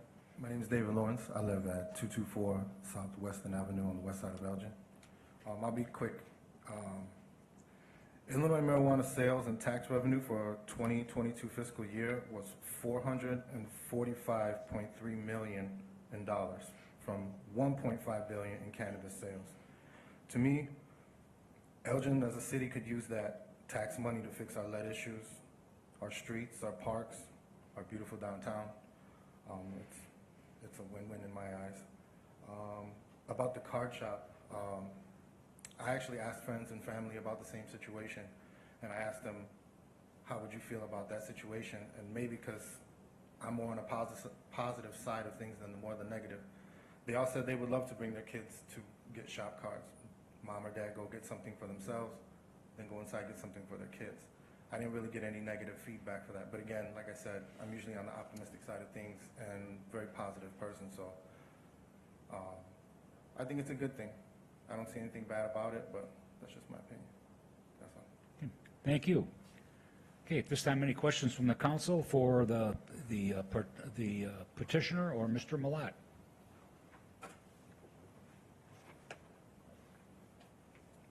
Mr. Dixon. Yeah, I'll get us started. So thank you, Ms. Merlot, for the presentation. Thank you for everyone that came out today, the business owners, the community members, the applicant, to have this hearing. So there seems to be a lot of concern around parking, traffic flow. You kind of went over those things in your presentation. Specifically when it comes to available parking, can you reiterate one more time, before I go into my questions, the available parking for the applicant, and what was the consideration then also too for the connecting businesses? Well, I can't speak necessarily to the connecting businesses, either the bank or Tuffy necessarily. To the best of my knowledge, there's Or not. just in the Strip? I'm sorry. Just in the Strip, yeah. My apologies. So the applicant went out and did parking counts over the course of, I believe it was 4 or 5 days. Admitted it was in February. And so then we compared that to the demands of the other time, and we found that the highest demand time of the existing users in the shopping center was on a Thursday. And at that time, just over half of the parking spaces were being used, which left anywhere from 20 to 25 parking spaces would be otherwise available for any other tenant. The cannabis facility is by code required to have 13 parking spaces. 13 parking spaces, okay. And the point that was raised by Top Shelf when it came to parking is that February is not a busy time for them.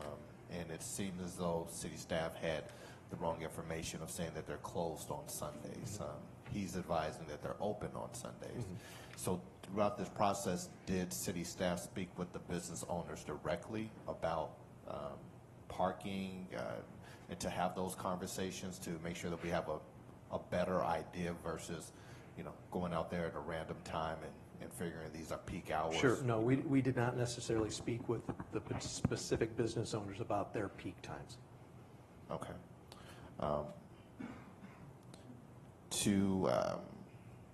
For the applicant, and you could probably answer this on their behalf, how many employees, again, are they advising that they would have at any given time? In fact, I'll allow them to come up and answer directly. Sure.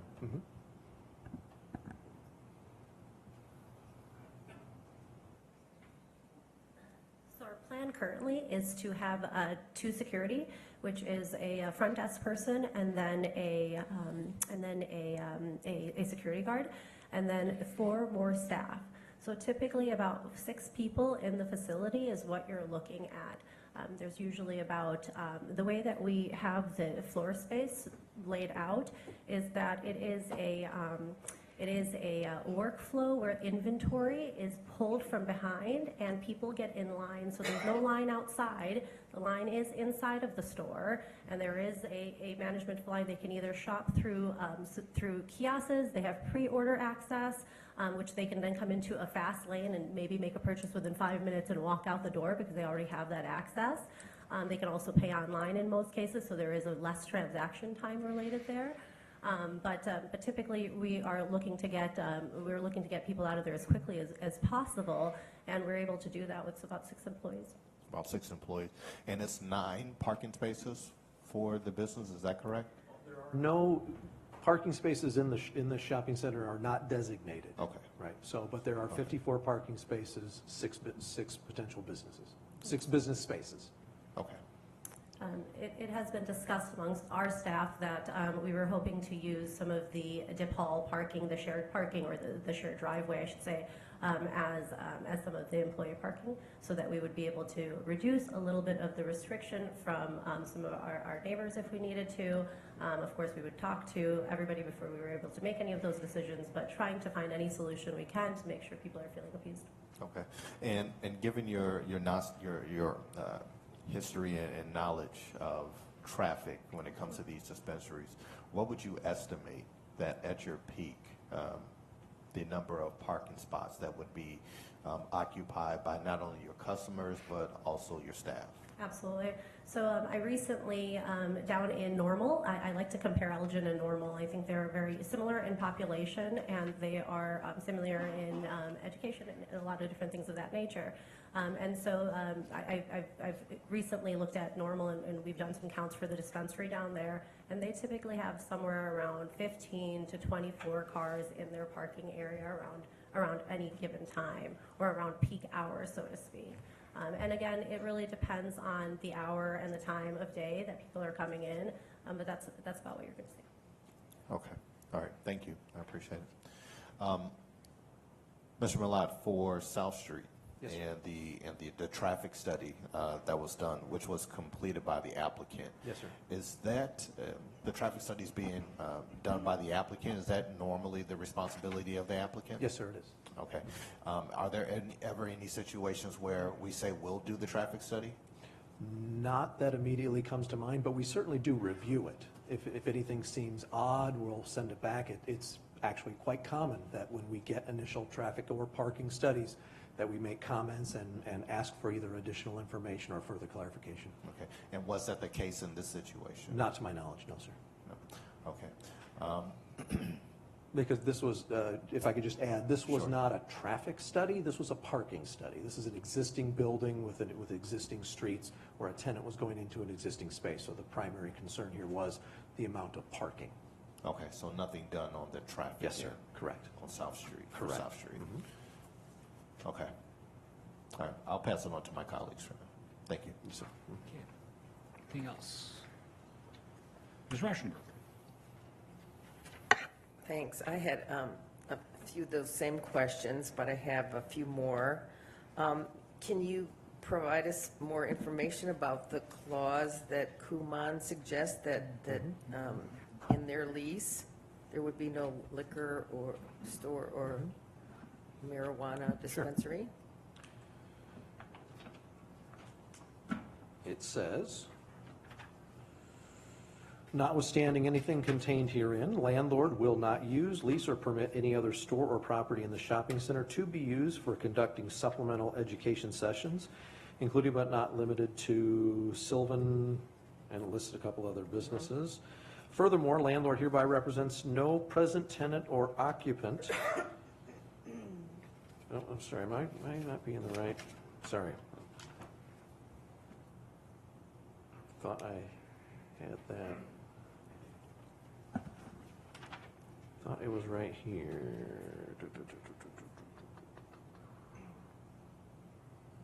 Sorry, here it is. Sorry.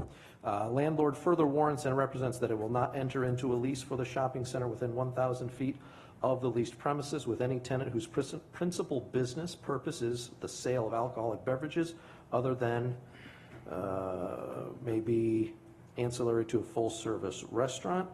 As a material inducement for tenant to enter into the lease, landlord covenants and warrants it will not enter into a lease for premises within 1,000 feet of the leased premise with any tenant whose principal business purpose is the sale or dispensing of marijuana, cannabis, or any other controlled substance. So, yeah, does that have legal standing, or what does that mean Well, in this situation? I'm not going to offer legal advice to Well, Kumon or the okay. business. Oh, yeah, I think, okay. I'm Dave Judd. I'm general counsel for the applicant petitioner. I have 15 years of legal experience. In my pre-cannabis life, I represented municipalities like yourself, police departments, and insurance companies. Oddly enough, representing insurance companies, I've never met with the vitriol that we have from cannabis, so go figure. From a legal standpoint, this is a private contractual matter which is represented accurately by the planning department in the report. With respect to the lease, that is something that the landlord and the tenant will need to work out. We have a letter of intent with the landlord. Okay. We rely on those representations from them in searching for these properties. This was not made aware to us until it was before the zoning board. Notwithstanding, the zoning board still did give us a unanimous recommendation based on those things, and this is for purposes of zoning, so. Okay, thank you. Just my comment on that is, we bring children into grocery stores and walk by the sale of liquor all the time, and, I think research would suggest that there is less personal addiction to marijuana than there is to liquor. So, I balance that in my thought there. And the other question would be, so I've been in and out of that same shopping center because I have gone to the physical therapy place. And traffic flow in this kind of area where they, I mean, from a planning perspective, none of those areas seem to be very good about traffic. You know, it's at near a busy intersection, and so I'm putting this on, for you as a planner, why do they do these strip malls with these offshoots right close to a big road? And it was, I will admit that sometimes it was difficult. I turned right instead of left, and I think went down and turned around and came back. So just from a planning perspective, am I wrong on that? Not generally, no. However, in this particular instance, you've got some unique circumstances here. You've got somewhat shallow commercial property before you get to the residential behind it. In this particular instance, the access that's provided to the commercial property is pushed as far away from the traffic light as possible. The other thing that compounds this is you've got essentially, you come to the proverbial dead end because of the wetlands to the south, where we would like to otherwise have other points of connectivity. Right. You don't have that opportunity. Yes. You don't have that opportunity here. So in the circumstances in which these three properties were afforded themselves, I believe they did probably the best they could. Okay, but it wasn't great. I mean, it's nothing to do with the businesses there, but, you know, again, yeah. So I think the other I'm just going to mention to you and to the rest of my colleagues here, I guess we could, as a city, look into the street conditions, as mentioned by some of the citizens here that seem to be, that maybe we can talk to our streets and planning people to look at that. Well, we Maybe did, condition. so this is a private drive, so it's regulated by Oh, it's the, a private by drive. the International Property Maintenance Code. Oh. And an inspector did go out and found that while it may not be smooth as glass, there were no open potholes. They had Okay. been recently patched. But it's and so- not our cities. It's not a city Okay. street, yes, correct, ma'am. Okay, so that's that. You know, otherwise, I think I'll let go on to other council people. Mr. Shaw? Just a quick question. I saw in the reading, there was a stipulation about this needed to be 250 feet from a number of a number of areas, private public schools, daycare centers. Does that also apply to the property that's to the southeast corner? There's an area like on the zoning map that's restricted, like right behind those homes, like that, the darker green, or like I guess you would say on that one, the brighter green area? Sure, no, that is. does not. No, correct. That doesn't. That does not apply to that, correct. Mr. Good? Thank you, Mayor. So I think I speak for most of my colleagues up here is that we were looking forward very much to an establishment like this coming into our city for obvious reasons of revenue. These complications that are presented with this specific location are about as tricky as it gets. But to kind of set this in perspective, you know, the city is looking at, in the very near term, a study to analyze our organization for the purposes of right-sizing our employees, getting the raises in order. So this is something that we all knew was coming down the pipe, and we are obviously looking for any revenue source that we can possibly find. Obviously, the lease situation that you're currently experiencing is less than ideal. I understand that's obviously a private matter. It's not something that I would like to experience myself. However, taking everything into consideration for the entire scope of the community, this is something that we've been waiting for a very long time. I do see myself supporting this, not as enthusiastically as I would have thought for any of these institutions or organizations coming forward, but I do appreciate all the comments that were brought here tonight, very compelling. I apologize for those who might feel like you're on the losing end of this, depending on how this vote goes. But clearly tonight there was going to be people who felt bad one way or the other. So just wanted to put that perspective out there. I'd like to comment, you know, I listened to Ms. Rauschenberger's comments, and I was spent about 3 months in rehab at Team Rehab, and hobbled across the street down there. and I saw that there were parking issues. I saw people that were in much worse shape than me having issues getting across. When people get a donut, they get excited, I think, and they drive pretty fast going across the parking lot. And so there's some hazards there. A couple of things. I'm not going to support this petition. I think there are too many issues here with this site, with this location. I don't have any problem with marijuana. That's the law. But I think this location is not acceptable. One of the things the comment from the petitioner brought to my attention, you know, there are only 38 parking spots here available for retail. They say there's 54, but 16 are behind the building. Now, anybody that's in a retail business, are you going to have your people walk and park in back and walk all the way around the building? There are no accesses into the stores from the back of the building. They have to go all the way around to the front. There are 38 parking spaces available for retail. And a comment was in Bloomington, in Normal, Illinois, at a similar, admittedly, she says, a similar community, they take up 15 to 24 parking spaces. So that means 2/3 of the parking spaces could be used for this one facility. Makes it almost impossible for the other people to conduct their business. And I think it's just inappropriate. I don't think there's enough parking here for this. To Ms. Rauschenberger's point, I myself had to shoot across South Street to try to get out. If this came before the city council, I think one of the things that we would require of this development would be a right in, right out, because it discharges within a few feet of a major highway, and faces the people from Burger King, and it is a problem getting in and out of there. And I can't tell you how many times I've gone through, and different times of the day, many times in the morning, in the afternoon, and the traffic there is problematic, and the parking is problematic, and this is not going to help that situation.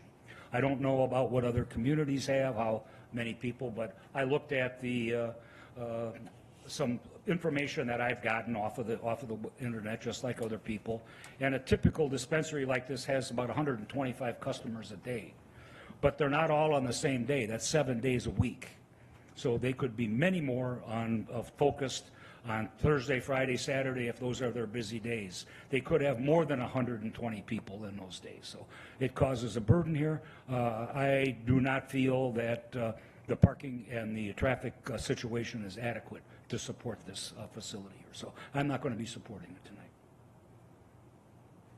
Ms. Powell. Thank you.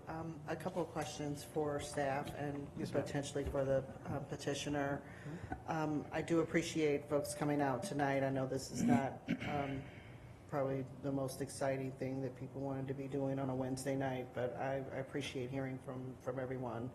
I live in the area. I live in College Green, so I'm very familiar with I'll call it the uniqueness of getting in and out of this particular shopping center and the one across the street. I've often sworn to myself many times of wanting to talk to whoever planned that access and egress for this particular shopping center and the one across the street. A couple of things that have been brought up. The traffic study, parking study that was done, and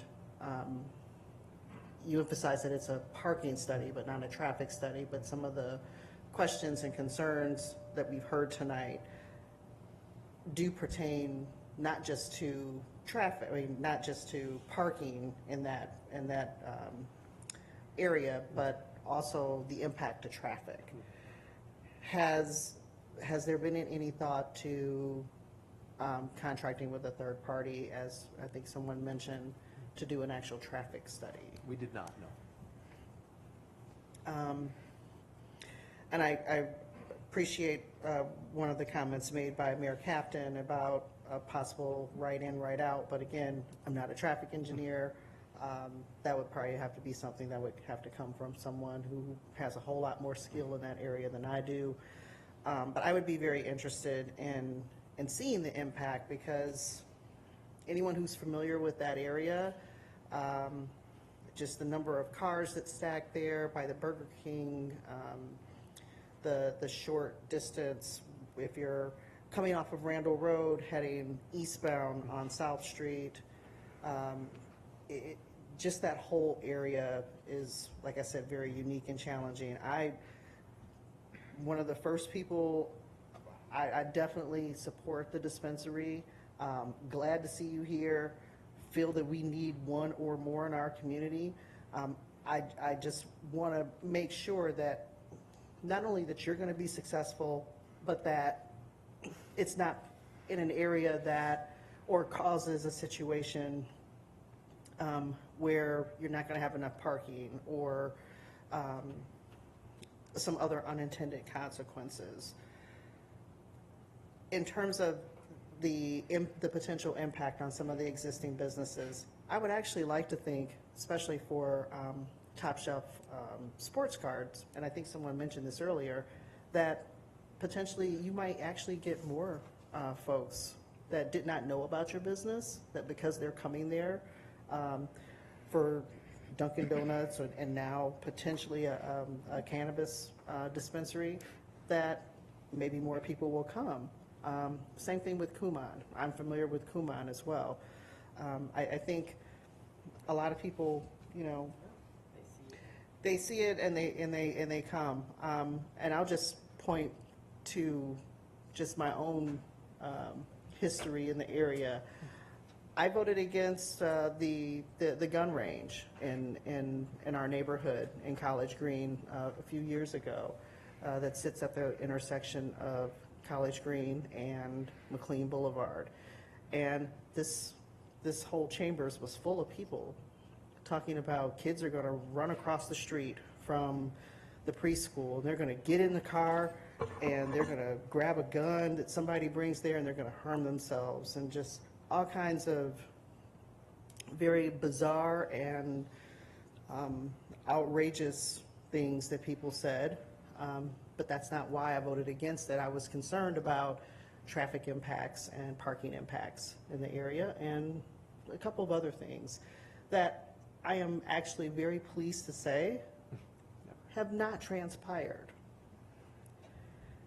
There are definitely times where that parking lot is pretty full, and there are other tenants that share that parking lot. There's a Chinese restaurant, there's a dry cleaner, there's several other businesses in that area. I'm glad to see that a lot of the issues that I thought and a lot of other people thought would transpire when they moved in have not transpired. They've actually been very good neighbors, and in talking to some other folks there, it seems that their customers have supported some of the other businesses in the area as well.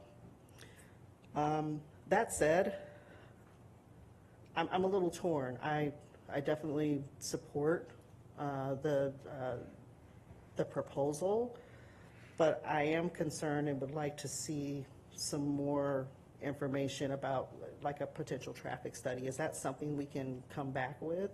Absolutely, and I want to revisit my earlier statement if I could. I don't want council to have the impression that staff didn't contemplate the appropriateness of a traffic study, but when we look at it from a land use perspective and look at this business as a retail space and any other retail space, we didn't believe it was warranted. So that was the rationale there. So I didn't want you to have. I just want to think, well, why wouldn't? So.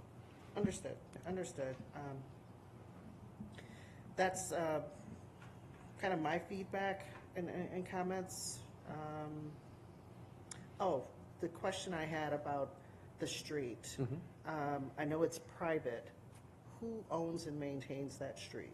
I haven't done any title work, but I would suspect it's divided in part by the bank and the owner of this particular facility, and probably partially some responsibility of Tuffy's, right? I don't know what the dividing responsibility is, but I would suspect that's it, in as much as they all need that access.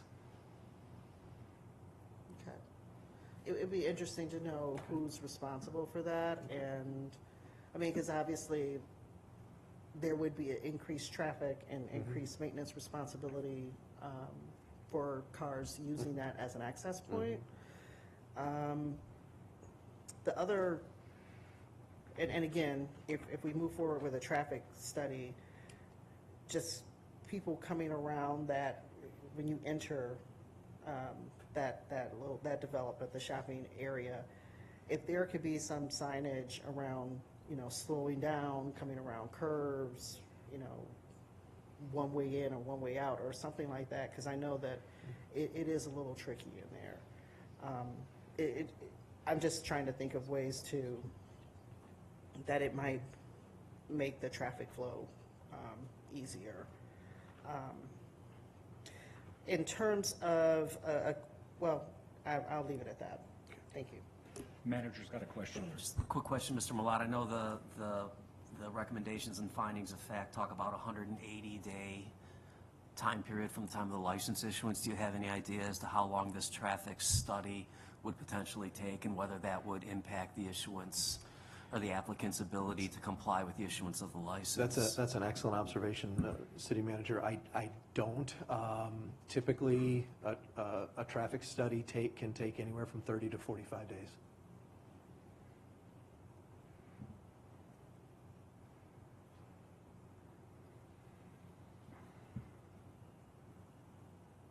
So because of the time frame that has been set basically by the state for them to complete this process, they need 180. They have to get compliance within 180 days or be open within 180 days? Let's bring the applicant's counsel back up to. It's actually, far more complicated than that. It requires the complete and total build-out of that facility. All construction must be completed. And there's more details that follow as well before you have everyone badged and you get a final inspection from the state. There are currently over 180 social equity applicants who are all trying to get this done at the same time, which will create a backlog. So any delay now will put that in jeopardy. The way that the legislation is currently written, we did get an extension, which brings us until mid-September. The problem with that is that as it stands, there's no room to give additional extensions.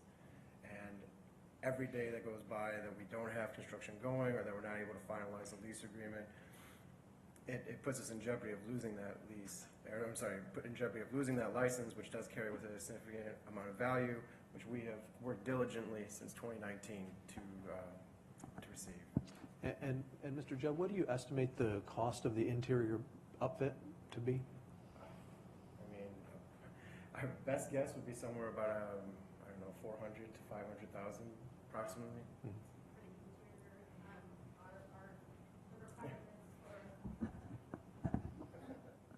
Construction for that particular property should be roughly about a little bit under 700,000. You typically can, depending on any delays or things like that, because everything has to have key card access, special doors for security, certain things of that nature. Those things all do have a certain delay.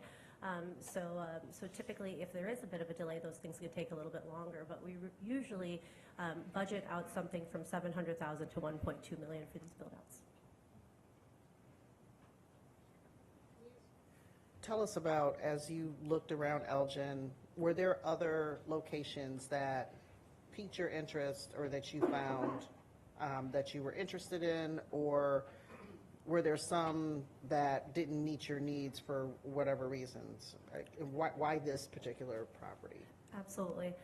So, we did consider some properties in downtown. I know that the downtown really did want to have a dispensary, and we understand that that is something that most downtowns want. But in my history of putting dispensaries together, most of the time in most cities, downtown is just not the place you want to have your dispensary. We're a retail business and hope to have the same rights as some other retail businesses, and especially since we have a legal license within the state of Illinois to operate, we find that the best locations for us are just the same as any other retail commercial property would be looking for. Traffic counts, parking, things of that nature that are all accessible to us to be able to really utilize the best of our property. We also look for certain square footage. We can't go into 6,000, 7,000 square foot. We're a social equity applicant, so our budget and the way that we have to really get our financing to get this to happen is very difficult. And so because of that, we try to keep our square footage small, and we try to make sure that we are able to do our build out efficiently and have our workflow enough so that we can accommodate the staff and the customers that are coming in. That's all I have for now. Thank you. Any questions for Mr. Millen? Mr. Dixon?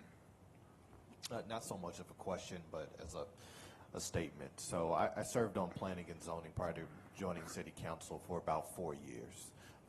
And these questions that are being raised about parking and traffic is nothing unique. Depending on the business, this may be essentially on every agenda as far as questions that are being raised by connected businesses, residents, business owners, whatever the circumstances might bring.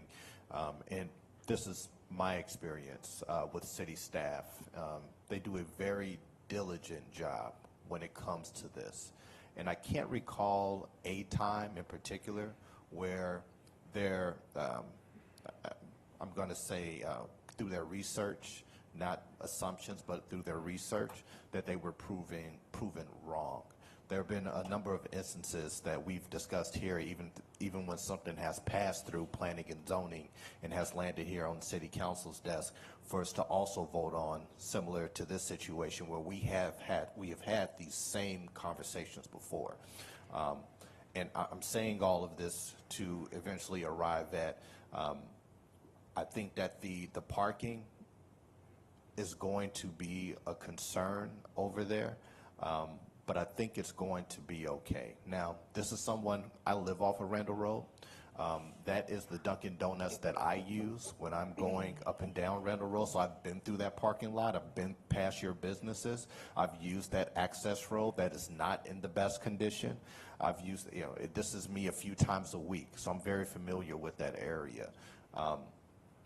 So, having my experience of going through there, knowing what the setup is there, which is not optimal. I mean, when there's no traffic there, coming out onto South Street can be a headache sometimes when there's no traffic. And that's just honestly what it is, because it's just a very weird intersection. So I see both sides of this, and I definitely understand your concerns, and I'm sorry to hear about the situation with your contract with the landlord over there. But this is just me coming out of my experiences and having these same conversations before, that I believe that it's going to be okay. And it doesn't seem like that right now on the front side of this, but I trust city staff and what they've brought forward. I think the question, probably like the biggest issue here, is probably South Street and a traffic study. We don't know what that answer to that is right now. I just know that it has been an issue without the dispensary being there. So that's something that that I'm open to having done here. But even if there's a traffic study done, what does that then turn into? Does that mean then that we have to change around that entire intersection on South Street? Then does that mean that the dispensary can't come at all because we can't approve it, because they can't get another extension? So it's a balance of trying to make sure that we're taking care of existing businesses and not skipping over them because we want to get this new business that's tax revenue generating. I just don't. I think there's a balance of that, and I just don't think it's right to go in either, to favor either way. And I have to step back and look at this from a holistic point of view of what is the greatest good for the community. And so I would like to support this, because I think the greatest good is going to be allowing a new business to come in. We can still also do a traffic study and then figure out if we need to change around that intersection. But I don't want to belabor this point and hold off on approving them for a traffic study that's going to eventually mean that we have to do what we're going to have to do anyways, which is change around the intersection. Well, and I think your observations about what are the potential end results of that traffic study are spot on. If the recommendation were to come back and say, change that to a right in, right out, I think you would have a whole slew of different business owners in here concerned. I think the bank, Tuffy, might have now grave reservations about changing what is a full access to their property into a right in, right out. So, yeah. So I think that hearing from my colleagues, it sounds like we want to do a traffic study. I think it's the right thing to do. I think that we also have to continue to work with the existing businesses and get their continual feedback on how things are going, if adjustments need to be made. But we can also do that by approving the applicant, allowing them to go into business, and we can make adjustments, because anything that we do right now, even if we approve it, it's not going to be perfect. And even if we say no to it, and they have to go to another location, these same questions are going to come up. These same concerns or similar concerns are going to come up. It may not be the residents, it may just be the businesses, or it may not be the businesses, it may just be the residents, it may just be the traffic. This is what happens when you have these types of applications. So it's just trying to find the right balance. So those are my comments for now. Ms. Martinez hasn't had a chance yet. Yeah, that's right. Thank you, Mayor. You know, this is concerning the ordinance of this particular area. Do you know when this was built, by any chance? 2001, I believe. 2001? Because I know there's things that were approved back then that certainly would not be approved now, right? But on something like this, Tuffy has their own parking spaces. Yes, ma'am. And the bank has their own parking spaces, Yes, right? ma'am. I always wondered why a place like this or a situation like this that can do it, why they don't have like maybe a one-way entrance, and you know the parking can be at an angle. We did this with a school.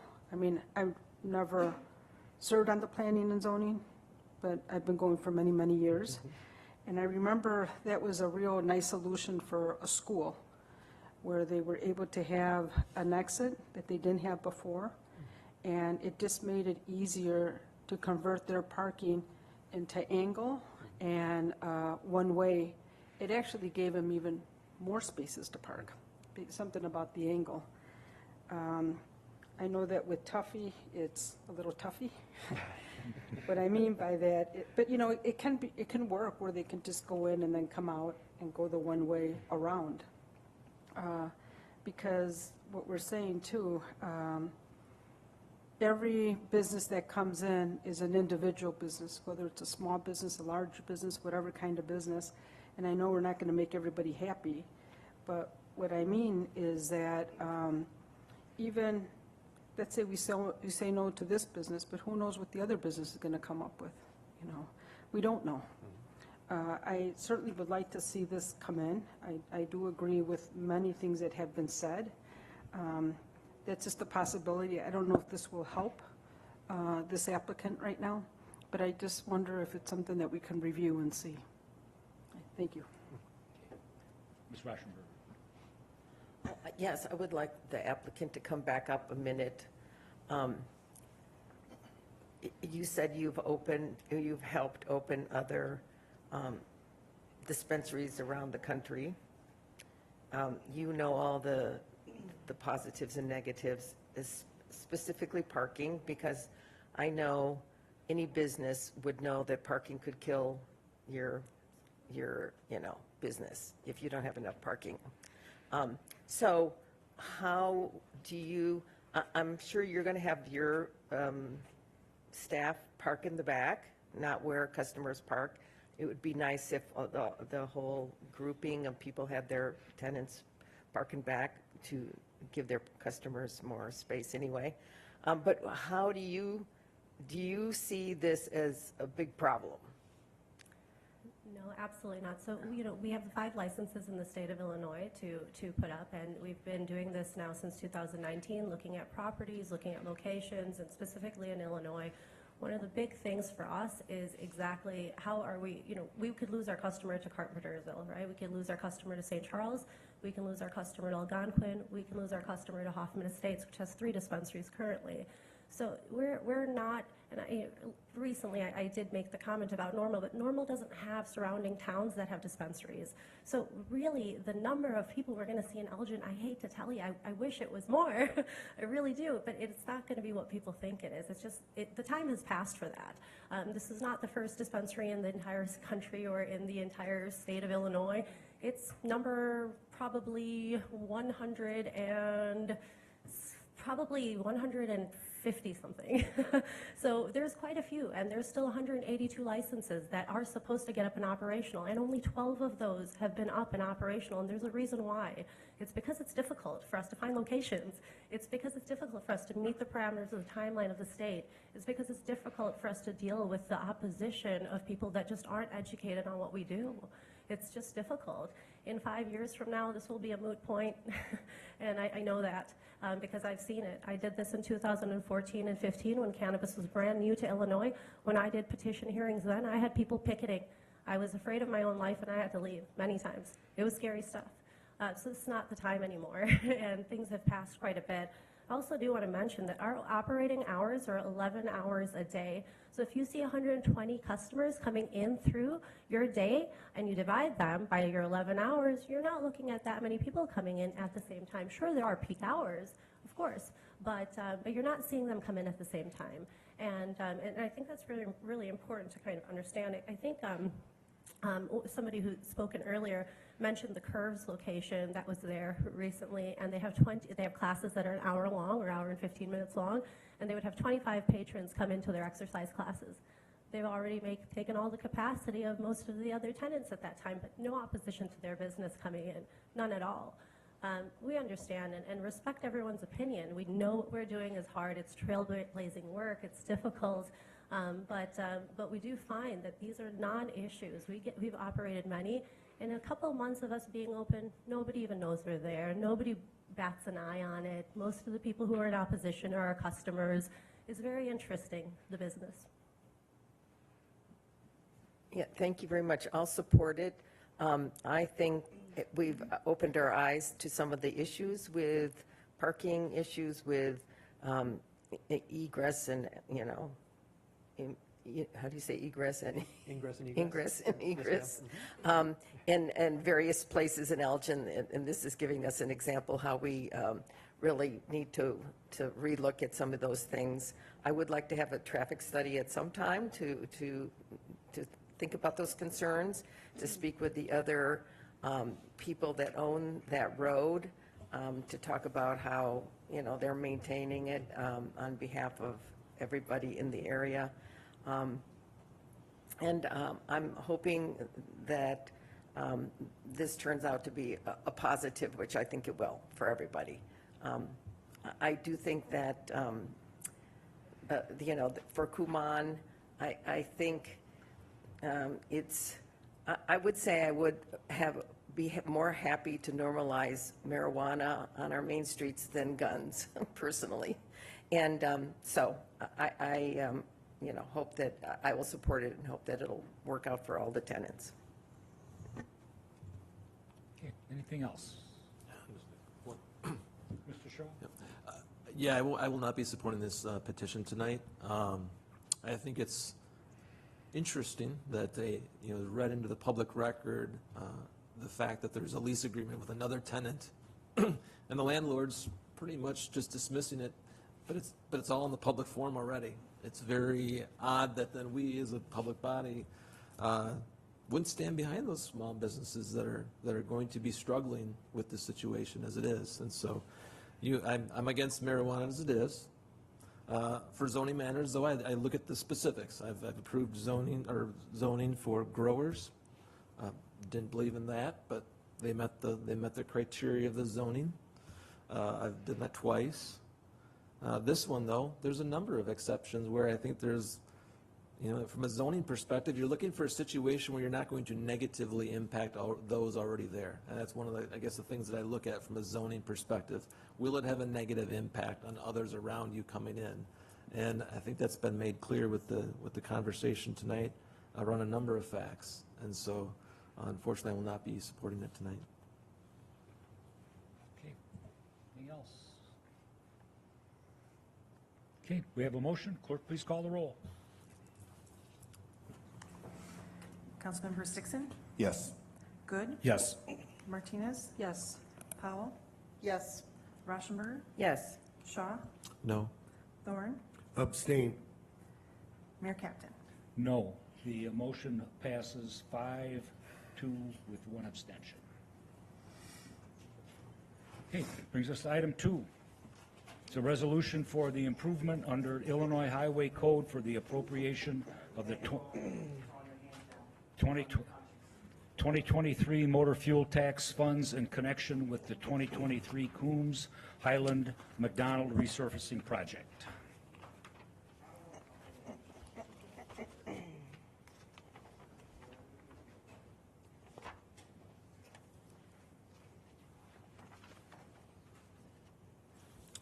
Need a motion? Oh, move for approval.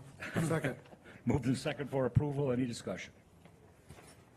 Hearing none, clerk, please call the roll. Councilmembers Dixon, Yes. Good, Yes. Martinez, Yes. Powell, Yes. Rauschenberger, Yes. Shaw, Yes. Thorne, Yes. Mayor Captain. Yes, motion's approved 8-0. Item 3 is a resolution authorizing execution of a joint funding agreement for construction work with the state of Illinois, acting by and through its Department of Transportation in connection with the 2023 Coombs Highland McDonald resurfacing project. Move for approval. Second. Moved and second for approval. Any discussion? Hearing none, clerk, please call the roll. Councilmembers Dixon, Yes. Good, Yes. Martinez, Yes. Powell, Yes. Rauschenberger, Yes. Shaw, Yes. Thorne, Yes. Mayor Captain. Yes, motion's approved 8-0. Item 4 is a resolution authorizing execution of a redevelopment agreement with Judson University, a Baptist institution, for the redevelopment of 26 to 28 North Grove Avenue, Elgin, Illinois. Move for approval. Second. Moved and second for approval. Any discussion? Hearing none, clerk, please call the roll. Councilmembers Dixon, Yes. Good, Yes. Martinez, Yes. Powell, Yes. Rauschenberger, Yes. Shaw, Yes. Thorne, Yes. Mayor Captain. Yes, motion's approved 8-0. Item 5 is a resolution authorizing participation and execution of a subdivision and special district settlement participation forms relating to the national opioid settlements with Teva, Allergan, CVS, Walgreens, and Walmart. Move for approval. Second. Moved and second for approval. Any discussion? Hearing none, clerk, please call the roll. Councilmembers Dixon, Yes. Good, Yes. Martinez, Yes. Powell, Yes. Rauschenberger, Yes. Shaw, Yes. Thorne, Yes. Mayor Captain. Yes, motion's approved 8-0. Item 6 is a resolution authorizing execution of an economic incentive agreement with Bella Casa Square LLC, 880-900 Summit Street. Move for approval. Second. Moved and second for approval. Any discussion? Ms. Martinez. Thank you, Mayor. I'm still going to say no to this. I said it was a great agreement. It was a great development that they're bringing. They're just bringing it to the wrong place. I think that because in the location that it's coming to, it's a location that's going to impact our traffic. This area is already impacted currently, and it's going to get worse. And so that's the reason why I still say no to this. Thank you. Okay, anything else? Please call the roll. Councilmembers Dixon, Yes. Good, Yes. Martinez, No. Powell, Yes. Rauschenberger, Yes. Shaw, Yes. Thorne, Yes. Mayor Captain. Yes, motion's approved 7-1. Item 7 is an ordinance amending a planned area business district ordinance number G30-21, 880 to 900 Summit Street. Move for approval. Second? Moved and second for approval. Any discussion? Hearing none, clerk, please call the roll. Councilmembers Dixon, Yes. Good, Yes. Martinez, No. Powell, Yes. Rauschenberger, Yes. Shaw, Yes. Thorne, Yes. Mayor Captain. Yes, the motion's approved 7-1. Item 8 is an authorization for payment to Nationwide Power Solutions Incorporated in the amount of $29,691.50. Move for approval. Second. It's been moved and second for approval. Any discussion? Hearing none, clerk, please call the roll. Councilmembers Dixon, Yes. Good, Yes. Martinez, Yes. Powell, Yes. Rauschenberger, Yes. Shaw, Yes. Thorne, Yes. Mayor Captain. Yes, motion's approved 8-0. Consent agenda. Move for approval. Second? Moved and second for approval. Any discussion? Hearing none, clerk, please call the roll. Councilmembers Dixon, Yes. Good, Yes. Martinez, Yes. Powell, Yes. Rauschenberger, Yes. Shaw, Yes. Thorne, Yes. Mayor Captain. Yes, motion's approved 8-0. Miscellaneous business. Move for approval. Second. Moved and second for approval, discussion. Hearing none, clerk, please call the roll. Councilmembers Dixon, Yes. Good, Yes. Martinez, Yes. Powell, Yes. Rauschenberger, Yes. Shaw, For me too? Or no? Yes, Thorne. yes. Thorne, Yes. Mayor Captain. Yes, motion's approved 8-0. Announcements. The next committee of the whole meeting will be Wednesday, April 26, 2023 at 6 PM in the city council chambers. The next regular meeting of the Elgin City Council will be Wednesday, April 26, 2023 at 7 PM in the city council chambers. I'd entertain a motion to adjourn. So moved. Second. Moved and second to adjourn. Clerk, please call the roll. Councilmembers Dixon, Yes. Good, Yes. Martinez, Yes. Powell, Yes. Rauschenberger, Yes. Shaw, Yes. Thorne, Yes. Mayor Captain. Yes, we are adjourned. Have a good evening.